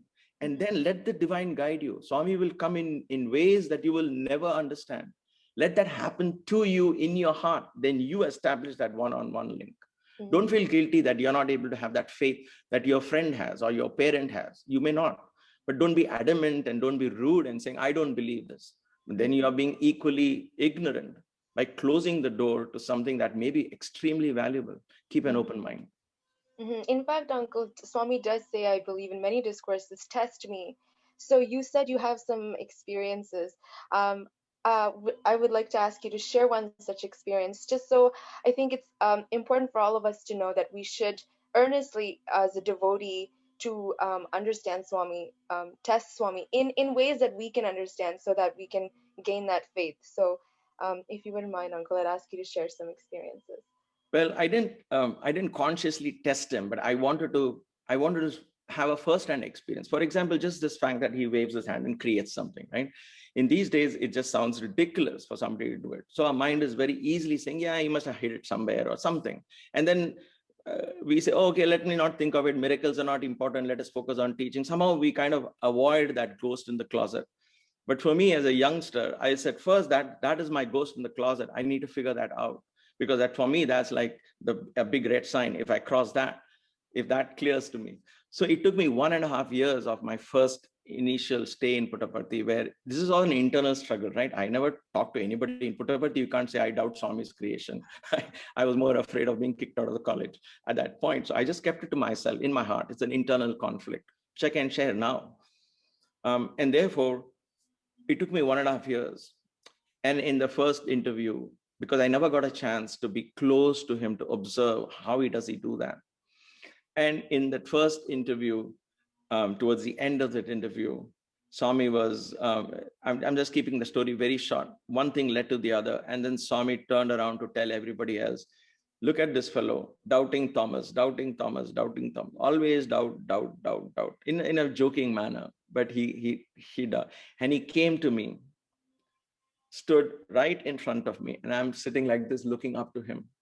He rolled up his sleeve and he was just distributing vibhuti packets to everybody. So I've seen that his hands are going, taking packets of vibhuti and giving everybody, right? So he's given me no room for doubt. That was my first experience. And then of course followed so many. No room for doubt for me to think of otherwise. So, and he comes to me, this left hand in his hand holding the vibhuti basket, and in right hand he rolls up the sleeve, and his sleeve is already rolled up till here, right? And then he looks at me and he says, doubting Thomas, doubting Thomas. He comes to me, and on top of my face, literally, he rotates his hand. And it's all happening very fast. I'm just mentioning it very slow, but it's happening so fast. I was like, what? Wait, what's going on? And he does this, and he closes his hand, and then he opens it. It reveals a beautiful silver locket. Wow. And then he gives it to me. He says, from now on, I will be your charioteer. You don't have to look anywhere else. It was a very touching moment for me. Um, and so I take that, and I'm completely stunned by that experience. And that was the first of my personal experience. And that led to so many others, where Swami created this ring and gave me much later, many years later, saying, this was your childhood desire, I know. And so all of that that's one part of his personality, which will always remain a part which I can never fully grasp or understand. So I keep that uh, for some kind of a deep introspection. How does an avatar manage to bring all that elements together in a fraction of a second? And Swami had very subtly once said this too. If your mind is very clear and you visualize something, that visualization manifests instantly. There is nothing like that. Today you get an idea, it takes 1 year for that idea to manifest. You're also creating. That's not so big. And he left it at that. And he dismissed something so naturally and powerful, so easily. But the principle is the same. Look at every object in your room, right? From the bed you're sitting on, the chair you're sitting on, or the computer games you play, or whatever it is that you're around you, was a thought in somebody's mind. So that person manifested it, right? It took a period of time. But when the vision is very clear, your ability to manifest becomes faster and faster and faster. And therefore, to me, those kind of experiences began to clear um, my path towards Baba. I always tell this to everyone, and especially youngsters: open your door, find your connection with God. You need to find that inner connection. Only you can do that. And you cannot find God by Googling on internet and think of what others said, what is everybody else's experience. Learn, listen. But tell yourself, listen, I want to find it for myself. in the depths of silence, in the middle of the night, ask for that guidance. Watch, listen. You will find a divine voice guiding you. There Wow, is no doubt about this. Absolutely no doubt about it. that's incredible, Uncle. Thank you so much for sharing Thank that you. story. Um, our next question is again a slight bit change in gears. In the past year and a half, we've experienced many social issues around. So the question here is, have Sai students ever had the opportunity to discuss social issues of discrimination with Swami? And what was Swami's take on these sensitive issues? I don't know what do you mean by social issues. I guess, I mean, they're talking about, I'm thinking because of the Black Lives Matter and all these kind of Ah, social kind of inequities that have sort of come more to light during the yeah. pandemic. I guess they're asking if Okay. yeah, if you all had an opportunity to ask Swami about social issues and if he had any insight. Well, thank you for that question. I don't recall any time that we asked such questions, Swami, for two reasons. One, in the 80s, it was very difficult to really have this kind of information explosion. So we were not there knowing what is happening everywhere, except when we read a newspaper. And the newspaper only had this many pages. So the amount of information that was coming to us was very limited. Hmm. So we never had a chance to ask, and we wouldn't really dare sit and ask some question that didn't relate to our everyday sadhana. And since we were raised in a very controlled environment and the ashram, these kind of discriminations, social inequalities, black, white, was so foreign to us. I mean, Hmm. we were all students living together. It didn't matter whether somebody was rich or somebody was poor, somebody was white or dark or black. Those kind of things, even to me, I can't even get to how do people get to that kind of thinking, right? Hmm. But having said that, how does Sai students, how do we deal with it as devotees of Baba, students of SSE, or believers in these kind of values? I think anything or understand how that related to a spiritual life. See, anything that causes division is not spiritual in nature. That is why I was telling you, in a way, forget this good and bad, this judging right and wrong. Stay away from that judgment, because anytime we do good and bad, right and wrong, we get into a discrimination. We divide an idea as good and bad. We divide people and community as good and bad. We start saying Sai devotee, non-Sai devotees. You know how many people introduce me, think he's a very good man, but he's a non-Sai devotee, as if there is something. What is that label, Sai devotee and non-Sai devotee? So we begin to discriminate in our own way, and discrimination is a habit. So even if Sai devotees believe I am Sai devotee is a non-Sai devotee, that is a form of discrimination. Why are we discriminating? So forget Black Lives Matter, black and white discrimination. The problem, where does it stem from? It stems from our ability to think in the form of structured discrimination. I want to categorize things because modern education is teaching us this subject, this subject, this subject. We're not taught to harmonize subjects together. Hmm. So what happens in our everyday life too, we begin to discriminate between this and that and that, and that in turn has social implications, which has far more reaching circumstances and consequences. So as youngsters, start believing in oneness. We are entering, and I'm sure each of you will agree with this, because I know you're anywhere from 12 years to 18 years of age, majority of the audience today. You will agree with me. We are entering into a global culture. We are entering into where the universe, the world, the planet Earth is slowly merging into one culture where, because of information, I'm drawing some ideas from Japanese, I'm drawing some ideas from Chinese, I'm drawing some from Europeans, and they in turn are drawing ideas of meditation and yoga from India, and so on and so forth, right? From food to culture, and all of that is undergoing change. It's not easy. It's going to take 2, 3, 4 generations for that to kind of settle down. So it makes economic upheavals, right? Certain countries are being deprived. So the pool where one country was the supplier was from that country, the consumers was from that country, there was a self-sustaining environment. That self-sustained environment is broken now and it's becoming a global thing. The caterpillar is dying and a butterfly is being born. It's time to celebrate, but we are not there yet. So you are going to witness that global culture. So in that witnessing and acceptance becomes an important role. You have to learn to accept people as they are, not judge them by your value. These are my values because I was raised in them. But that doesn't mean his values are bad or her values are bad. And therefore, we just need to live our values so they can begin to borrow from us. If you find something nice in them, borrow that. And therefore, we come into a global culture. We need to embrace global oneness. We need to embrace global culture. The dharma of the next 100 years is going to be global in nature. We cannot be isolated anymore. We cannot. You just can't afford to do that. You'll be a loser if you think you're somehow better than others, you're isolated from others, others are bad, you're good. Just step away from that, merge into that. And therefore, anything with the social discrimination is something you need to step back from and ask yourself, where does this originate from? This is the age to ask, not to participate directly into some activism and all of that. You could if you want to, but this is not the age. This is the age to ask yourself, why do people do this? I mean, where does it even originate? Go to the very source of where this problems originate. Problems are originating because in each of our minds, we are taught to discriminate, even if it is small things.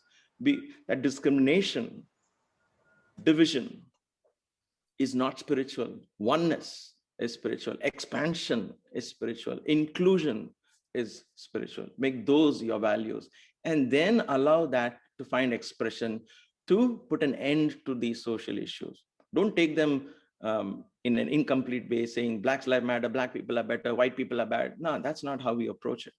That's what politicians are doing. That's what most of the people are doing. And we are not arriving at a permanent solution. Then what about Asians? Now that becomes a problem. What about brown people? All that will never end. We have to go back and say, you know what, let's stop this idea of you versus me. Let's embrace a culture of oneness. And you have to first accept that philosophy, make that philosophy a part of your life, and then allow that to find its expression as you grow and meet the society in the years to come. Mhm. Thank you so much, Uncle. On another pandemic style framework question, when something doesn't go our way or when we lose a loved one, how do we take that loss spiritually? How do we remain equanimous during happiness and sorrow? Great question. You know, we have, again, let's go back to the definition of equanimity. We somehow perhaps assume that maintaining equanimity is somehow being robotic. Somebody died, be expected to say, oh, okay, all right, Swami's will, and move on. If it's somebody else, yes. What if it's somebody of your own? Why does Swami, why is this happening to me? Why are you testing me, my equanimity? And so when it comes to me and mine, suddenly everything is blown away. When it's somebody else, it's all Swami's will, Kali Yuga, and we go on, right? So what is equanimity, therefore? Equanimity, should we cry then? What happens? Should we feel disappointed? Watch a tree. What does a tree do in the storm? A tree is firmly rooted in the ground. First of all, there has to be a firm philosophy in your heart, your core values, whatever those are, right? Whatever your core belief system is, you need to be firmly rooted in that to face any storm. Otherwise, the tree just falls off. So, which is why we are doing this SSE and all of this. The idea is to, from this, what can be my core values? What do I believe? Swami made it very simple. Truth, righteousness, peace, love, non-violence. You define what they are. Let others define it for you. That's fine. Listen, but you go home and write, today, what is my definition of truth at this point in my life? What is my definition of dharma? What is my definition? And read that. That is your core belief, right? If your tree is firmly planted, then when the storm comes, what happens to the tree? Is it completely immovable? And 100 miles per wind blows, is the tree immovable? No, it sways. It sways. It's rooting to the ground, is being tested in that storm. It sways back and forth. And when the storm goes, it comes back to being still and happy and receiving the sunlight. That is equanimity. The equanimity is when you don't get uprooted from your core belief. If a storm passes in your life and you suddenly go and uproot all your core belief, then that means that you were never deeply rooted in them. You say, oh, and when I hear people say, I threw away all Baba's pictures, and after that happened, I don't want to believe in God anymore. Then my heart tells them, you perhaps never believed in the first place. And this storm was just an excuse to wipe that out. And that's okay, if that is how it should be. But if you want to practice equanimity, because the question indicates that you want to, then it is okay to be disappointed. It is okay to cry when you lose somebody. I would be lying to you if I say, I didn't cry when my father died, I didn't cry when my mother died. But that did not uproot me from my core belief system. So equanimity is not being robotic. Equanimity is participating in events and swaying along with the events like the wind, but not so far out that the tree falls off. So don't go so far out that it will completely upset who you are, or change who you are, or affect your inner core beliefs. But then, how do you prepare? When there is no storm, the tree is drawing constantly energy from the sun, constantly going deep into itself, into the Mother Earth, to find firm roots. So spiritual paths, introspection, self-introspection, a kind of meditation, if you will, silence, sitting, absorbing who you are, knowing who you are, that like the arrow goes within, going within, understanding your strengths and weaknesses, slowly accepting who you are, discovering your inner nature, all of that prepares you for the storms in life. And then when the storms come, you sway, but you always come back to becoming steady when the storm passes. I hope that helps. Yeah, that tree analogy perfectly encapsulates that. Thank you so much, Uncle. Our next question is, we hear the words moksha, liberation, self-realization. What is it, and is it a realistic goal? Fantastic. Self-realization is not a thing to be achieved. It is a state of being. So what is that state of being? Liberation is a state of being. What is that state of being? The state of being is freedom.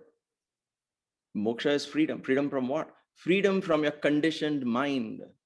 Freedom from all conditionalities. That is moksha. That is self-realization. You think that is easy? Go ahead and try. Next time your mom makes you something out of bitter gourd, do you all even know, is bitter gourd a good word?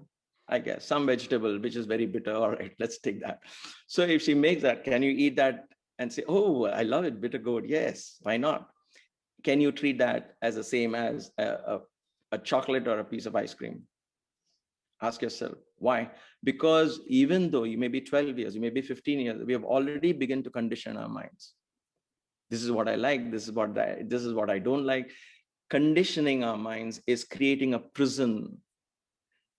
And that constant reinforcement of those conditions, like I say, let's say we say watch movies, and you come to Sundar Uncle's house and we say, let's watch movie, and say, yay, it's fun to be in Sundar Uncle's house. And then Sundar Uncle puts a 1960 movie, black and white. Say, come, let's watch this. When I was young, I used to watch this movie with my friends. Let's watch it. And you'll be like, oh God. Now what is happening? Is Sundar Uncle crazy? Perhaps, perhaps not. What is happening is you're conditioned your mind that black and white movies are boring, color movies are more fun, there should be more action. Why is that? Because you have trained your mind, you have trained your brain for this hyperactive screen, which has stimulated your brain so much that a black and white, slow moving, a guy singing for 5 minutes and somebody dancing around a tree again and again and again till you just watching it makes you feel giddy. You're like, oh God, right? It is a reflection of your conditioned mindset. You don't have to like this or dislike anything. You have to examine every time you bring a resistance in your mind. You have to ask yourself, why am I resisting this? Who taught me to resist this? Why am I resisting this experience? Why am I resisting this person? Why am I resisting this event? What is this bringing? Because resistance is like a wall that you hit, a roadblock, a speed breaker, if you will. Freedom from such resistances, acceptance, and working from a place of deep contentment rather than a sense of incompleteness is what is true liberation. And only one who is broken from that conditioned mindset can be there. It is a state of being, not a goal to be achieved. Well, they're asking, is it realistic? Is it a realistic goal? You have to try that. If you ask me, I think it is to a large extent. But the point is, we say, okay, I want to achieve that particular mind, which is completely unconditioned. The point here I'm trying to make here, your journey towards keeping your mind unconditioned itself is the goal. And that journey itself will reveal so many rewards in all forms, whether it is materialistic life you talk about, spiritual life, however you want to categorize. I stopped categorizing all that. It's all one to me now. But the point is, whatever it is you want to do, all of that you find you're able to achieve because you're no longer conditioning your mind. You're keeping it open, always open, always open. Look at a 5-year-old. When you were 5-year-old, you didn't make up your mind. You didn't know a stranger versus who belongs to you, who didn't belong to you. You would go to everybody. When something breaks, you will cry. When you felt like you cried, when you felt like you laughed, you didn't worry about how you looked, right? When you were 2-year-olds, you were going around the diaper and you're drooling from the mouth and people found you cute, right? Why? Because at that point, the spirit was shining freely with no conditioned mindset. And so even though you were drooling, you were barely able to speak, and all that came out from your mouth was ba ba ba boo boo boo, and you were the oversized diaper and perhaps even smelling bad. I don't know, whatever it is that happens with babies. Even then you say, oh, how cute that baby is. Why? Where was that beauty? What is that beauty? That beauty is of that spirit shining without any condition. Everybody loves such a person. Can we go back to being a toddler? Is it realistic? The journey towards going back to our innocence, the journey to discovering who was I in the very first place before I got all this other inceptions upon me, who was I? That journey itself will begin to reveal so many rewards. That journey is the goal. Being in the journey is goal. It's not a static goal. Self-realization is the journey, and in that journey you have to be constantly aware of keeping your mind not get too conditioned. That's all it is. Mm-hmm. Is it easy, difficult? I don't know. You try it out, you'll find it for yourself. I guess a follow-up or a related question is, when we're meditating or doing anything, how do we keep out bad thoughts and make them stay out and focus on Swami and his teachings instead? First, this idea of bad thoughts, good thoughts should slowly go away. It's just thoughts. So when I'm focusing on anything, whether it is studying or Swami, how do I focus? Now, it all comes from interest, right? When you watch a movie, when you're watching a movie, somebody gives you a packet of chips to eat, or a bowl of popcorn, whatever it is that you sit in front of, and you're watching. Now, does that eating of the popcorn or the packet of chips, the rustling of the packet of chips, or the taste of the packet of chips while you're watching this intense action-packed thriller movie, whatever it is you're watching, or a horror movie, whatever it is you're watching. So does this eating of popcorn and this eating of the chips, do they come in the way of your watching? Do they become a distraction for you? Do you say, no, I don't want popcorn, I just want to watch, I don't want to eat? But you're saying, all right, give me what else? Okay, I'm hungry, I'm eating, and I'm watching. They don't come in the way. But when you say, I want to close my eyes, a few little thoughts come in here and then you're like, oh gosh, I can't meditate. Oh, there's too many thoughts, distracting thoughts. It's just thoughts. It's not even a bowl of popcorn that you're asked to eat, right? How? Why is one becoming a distraction and the other one just seemingly is not a distraction at all?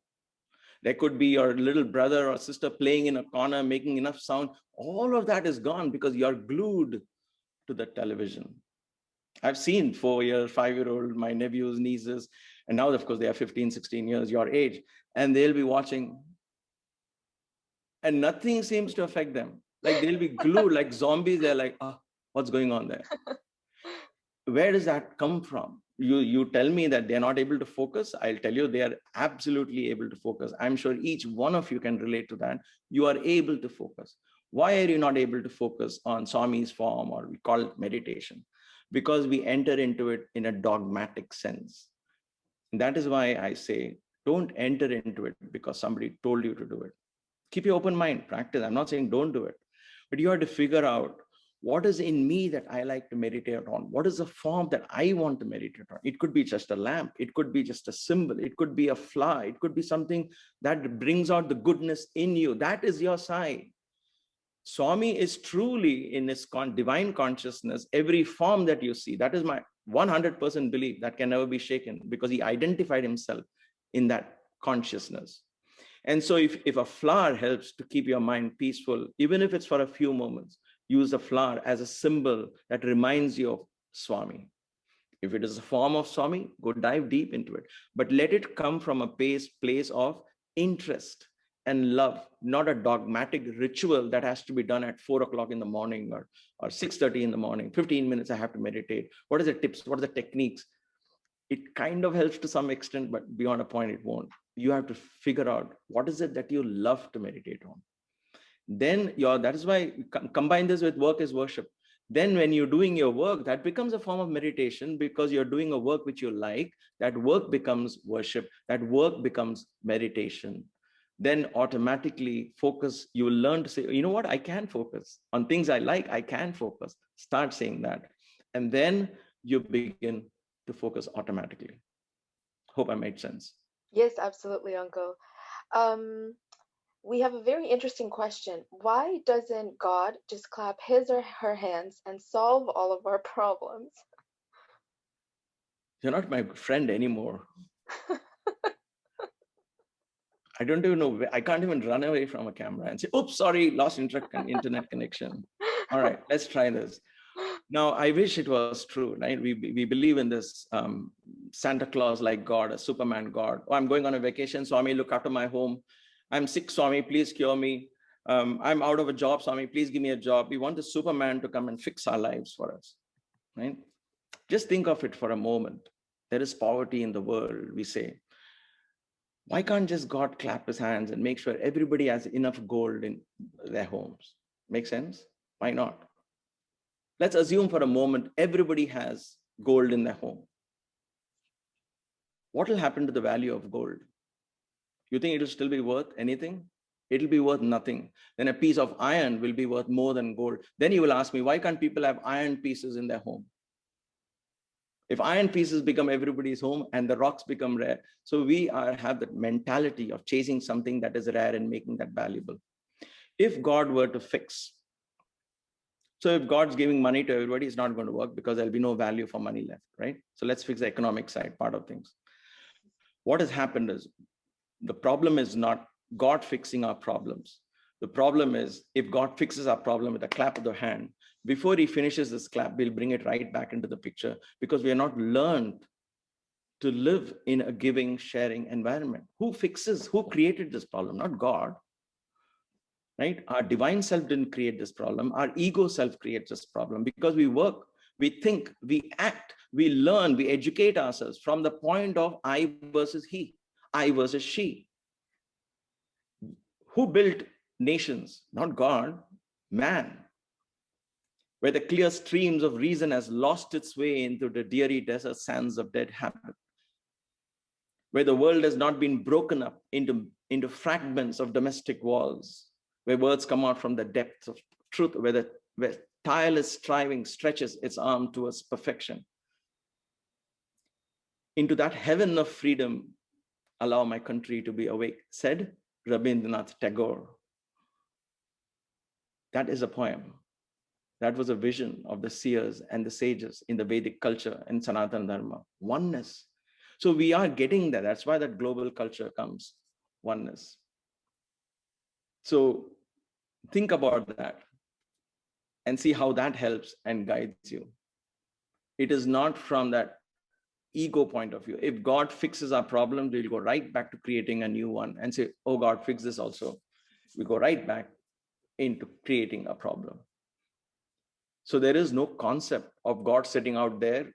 If he created the problem, he'll fix it. But he didn't create. You and I created this problem. And there is no God out there sitting and watching all this and having a sarcastic, sadistic problem or fun watching this. There is no such thing like that, right?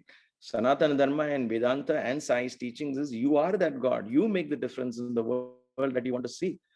You project it out there. And if every one of us tries that in theory, then why wouldn't the world be a better place? So that is what this is. The pandemic We can blame China and we can blame this and that and all of that, but essentially it comes from exploiting nature. We have forgotten that we are part of nature. We are not isolated beings from nature. We don't know that. We don't teach that. We don't live that way. We think a tree cut in our yard has no effect on us. It does. And so when we exploit nature, some point, either we make a mistake consciously, unconsciously, subconsciously, and then it comes back and haunts us for generations to come. And this is one eye-opening situation. So if you have another 70, 80, 100 years ahead of you, and may you all live that long, happily and wealthily, if you have that kind of life, look at what is the kind of life I want to see. What is the world I want to see? What is it that I want to see? I want to see living in harmony with the environment, because that is part of me. The tree is an extension of who I am. The earth is an extension of who I am. The water and the rivers and the sea is an extension of who I am. Without them, I wouldn't exist on this planet. And when I start living like that, mindfully, in consciousness of constant interaction, biomagnetic interaction with the environment around me in this planet alone and with the planets outside, then guess what? Very little pandemics will happen. There will be peace and prosperity for everyone, because everyone will begin to understand that. So this is in theory, but each of us to believe in that philosophy. We have to. You be the first one to believe in that philosophy. Don't wait for everybody else to believe for you to adopt it. You believe it, you adopt it, you live it, and your little world will begin to reflect that prosperity, happiness, vitality, and health. Wow, thank you so much, Uncle, for making the distinction between the ego self and the divine self. I think oftentimes, like you mentioned, we try to solve problems from the mind space, and you can't really solve a problem from the space where it was created. So it's really to kind of transcend and move above it. Um, Uncle, I would ask you to share another story, if you can, to inspire our kids, because it's coming to a close. So please do share a moment with Swami that, students and Swami, that type of relationship, if you can maybe highlight that moment from your life. Oh, wow. One of the things that really, it's not a one particular story or anecdote, but what really would touch me is how simple he was, how humble he was. Forget that God principle and Guru principle and all of that. Just the fact that somebody is so popular and well known, somebody has thousands of people waiting for him, many ultra rich people and ultra powerful politicians and all waiting. He would act in a very humble, simple manner, never compromising on who he was. That's the beauty of that. It's, for me, that's a take home. So the anecdote that I can think of as I say this is, it was a couple of days before his birthday, and this was a global conference time. Millions of people had already gathered, just 2 days left. And November 22nd is our convocation, where we usually would do a drama or a play. November 23rd is his birthday. So November 22nd morning, you have the Prime Minister of India there, the President of India there, not the Prime Minister, the President of India, and so many other ministers and all on the one side in the veranda, and you have thousands and thousands of people already gathered because the next day is his birthday. On November 21st, Baba came to the college to watch the rehearsal of our play for the last time. He's more interested in the play, right? He's got thousands of people there. It is, okay, let's come and make sure your rehearsal is good. What is that little drama going to do? But for the way I think of it, the way I'm interpreting it, and of course, it's a complete personal interpretation, please take it with a pinch of salt. But Swami is projecting us into the world, and he's making the world see what he's doing in Puttaparthi, right? Maybe it was that, I don't know. But he would take great pains to come and watch and pay a lot of attention to the little things. So many lessons learned there itself. So in that one day, November 21st, and I think it was 1990 time, 65th birthday of Baba. So he was leaving November 21st evening. He watched our rehearsals, very happy. He's leaving. And I was playing a key role in that drama with the script and everything. So I went running towards his car and stood, hoping that as he enters the car door, if he has some last minute instructions, he will give it to me just as he enters the door. right? So I went and stood there because the rest of it was all packed with students and devotees and all that. So I went to the car and stood there. And so Baba came walking. And as he was about to enter, he was smiling. He was very happy. I knew he was happy with the script and the play and all of that. Finally, there was no last minute changes because we were always terrified if Swami would say, drop this, and so on. So as he entered, he noticed a small hole in my shirt. And he said, chi, chi, chi, what is this? And with this forefinger, he just poked that little hole in my shirt. It's a tiny thing. Maybe it tore, I scratched against something. I don't know. He poked it and sat in the car and went away. And I just smiled sheepishly and I said, oh gosh, I didn't see this. And I forgot about it completely. I mean, what is there to remember in that, in the sense of it being an incident that I'm actually relating it to you? So November 22nd morning, veranda is packed, darshan time. Everybody is looking towards the door and the door is going to open and Baba is going to step out. He steps out. And in his bag is in his hand is a small brown envelope rolled up and kept. And he comes out and he steps into the bhajan hall, which is right there outside. He comes in and he starts looking around and he asks the boys, where is Sunder Iyer? And luckily I was sitting there, even though we had a late night practice. Luckily I didn't skip the darshan at that moment because I knew last minute, anytime Swami will give instructions. So I was there, I rushed to Swami. And even as I came towards about 20 feet away, he threw the brown envelope to me. And he said, there is a shirt piece there, stitch a shirt. And he walked out.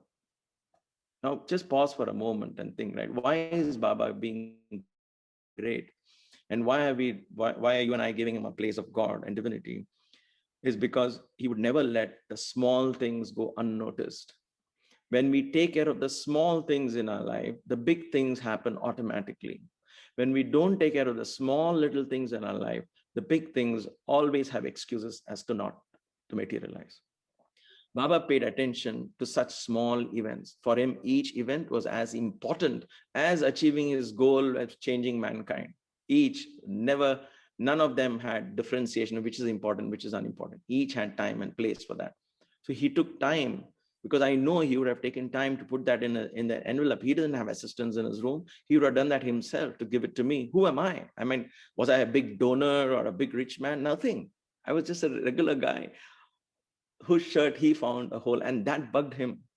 And so he remembered the next morning, in spite of it being the day of his birthday or the day before his birthday, in spite of having so many other things he would have had to take care of, he made sure he took care of that one little incident. And this is just my story. Every student, every devotee will have stories like these. Those little things is what makes me believe in his divinity. And when I don't pay attention to small things, thinking it's not important, I'm always reminded of this story. And to me, that when I take care of a small thing, when I make sure my desktop is clean, I know this is a reflection of what's going on in here. And that's how I try to translate small things in my life, small acts in my life, paying attention, being mindful in what I eat, what I sleep, what I speak, what sounds go into my ear, what sounds come out of my mouth, being attentive, becoming mindful, begins to achieve bigger goals automatically. So to me, that was a great story that I thought I should share today. It just came to me. And the lesson is more important than simply that story. The story is, be mindful of the little things and see if you can bring excellence in your little acts, whatever that act is, bring excellence. And then you watch the bigger things automatically line themselves, because you and I internally are connected to the cosmic intelligence in the universe. Never doubt that. So when you begin to orchestrate and bring excellence into your small acts, the bigger events automatically gets orchestrated, because deeper part of you, the higher self, begins to orchestrate that for you. And everything that you ever wished for is given to you in a platter. I say this from my heart. Have no doubt about that. Thank you for your Wow, patience. thank you so much for sharing that profound wisdom, Uncle. I think it is, as a students, I think it's important for us. You highlighted that, every little small act, from keeping our rooms clean to doing our laundry to doing our homework and keeping our surroundings clean, and focusing our efforts on achieving excellence in all those small acts, will then, whatever big acts are supposed to happen will happen on its own. Absolutely. Um, Uncle, it has been an extreme privilege and an honor to have you here today, not only sharing insights, but for our children to have an opportunity to ask you questions for such a long time. It has been incredible. Thank you so much. At this point, I will call upon Auntie Kamna, our Group 3 guru, to give the closing remarks. Sai Ram, Sai Sai Ram, Ram. Sai Ram, dear students, gurus, parents. What an amazing satsang and experience we just had, didn't we? Just a big round of applause wherever you are.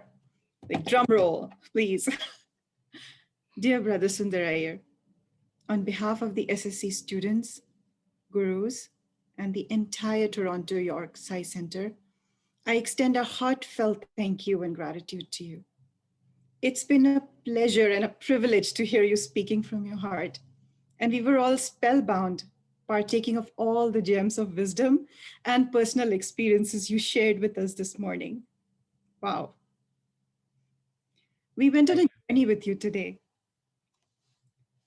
to learn how to be ourselves, how to integrate spirituality with our daily lives, but most importantly, how to go on this sadhana holistically with our mind, body, and spirit.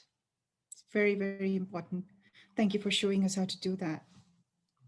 We enjoyed how you talked about how to bring balance and to be in harmony with our real selves in society. And it's truly the challenge and the sadhana that me personally and all our students face today.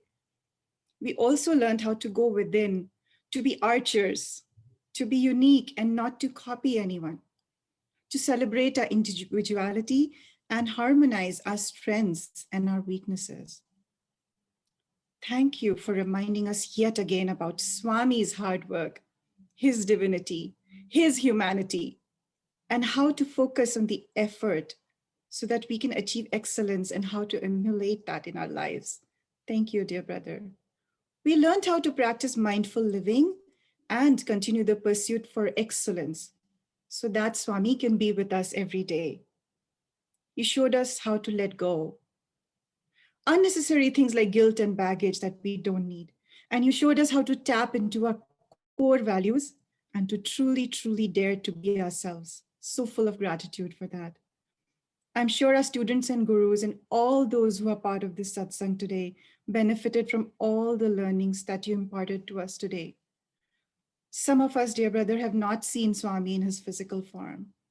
And you made him appear to us through your wonderful anecdotes. Thank you for taking out time to share those insights, for transporting us to Swami's abode. We felt that we were sitting at his feet, at his lotus feet. We hope to hear from you more in the future as well, dear brother, so that we can continue the journey you have taken us on today. Thank you from the bottom of our hearts, dear brother. Sai Ram. Sai Ram. Thank you. Thank you. Om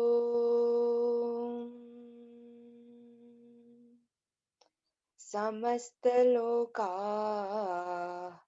Sukhino Bhavantu Samastaloka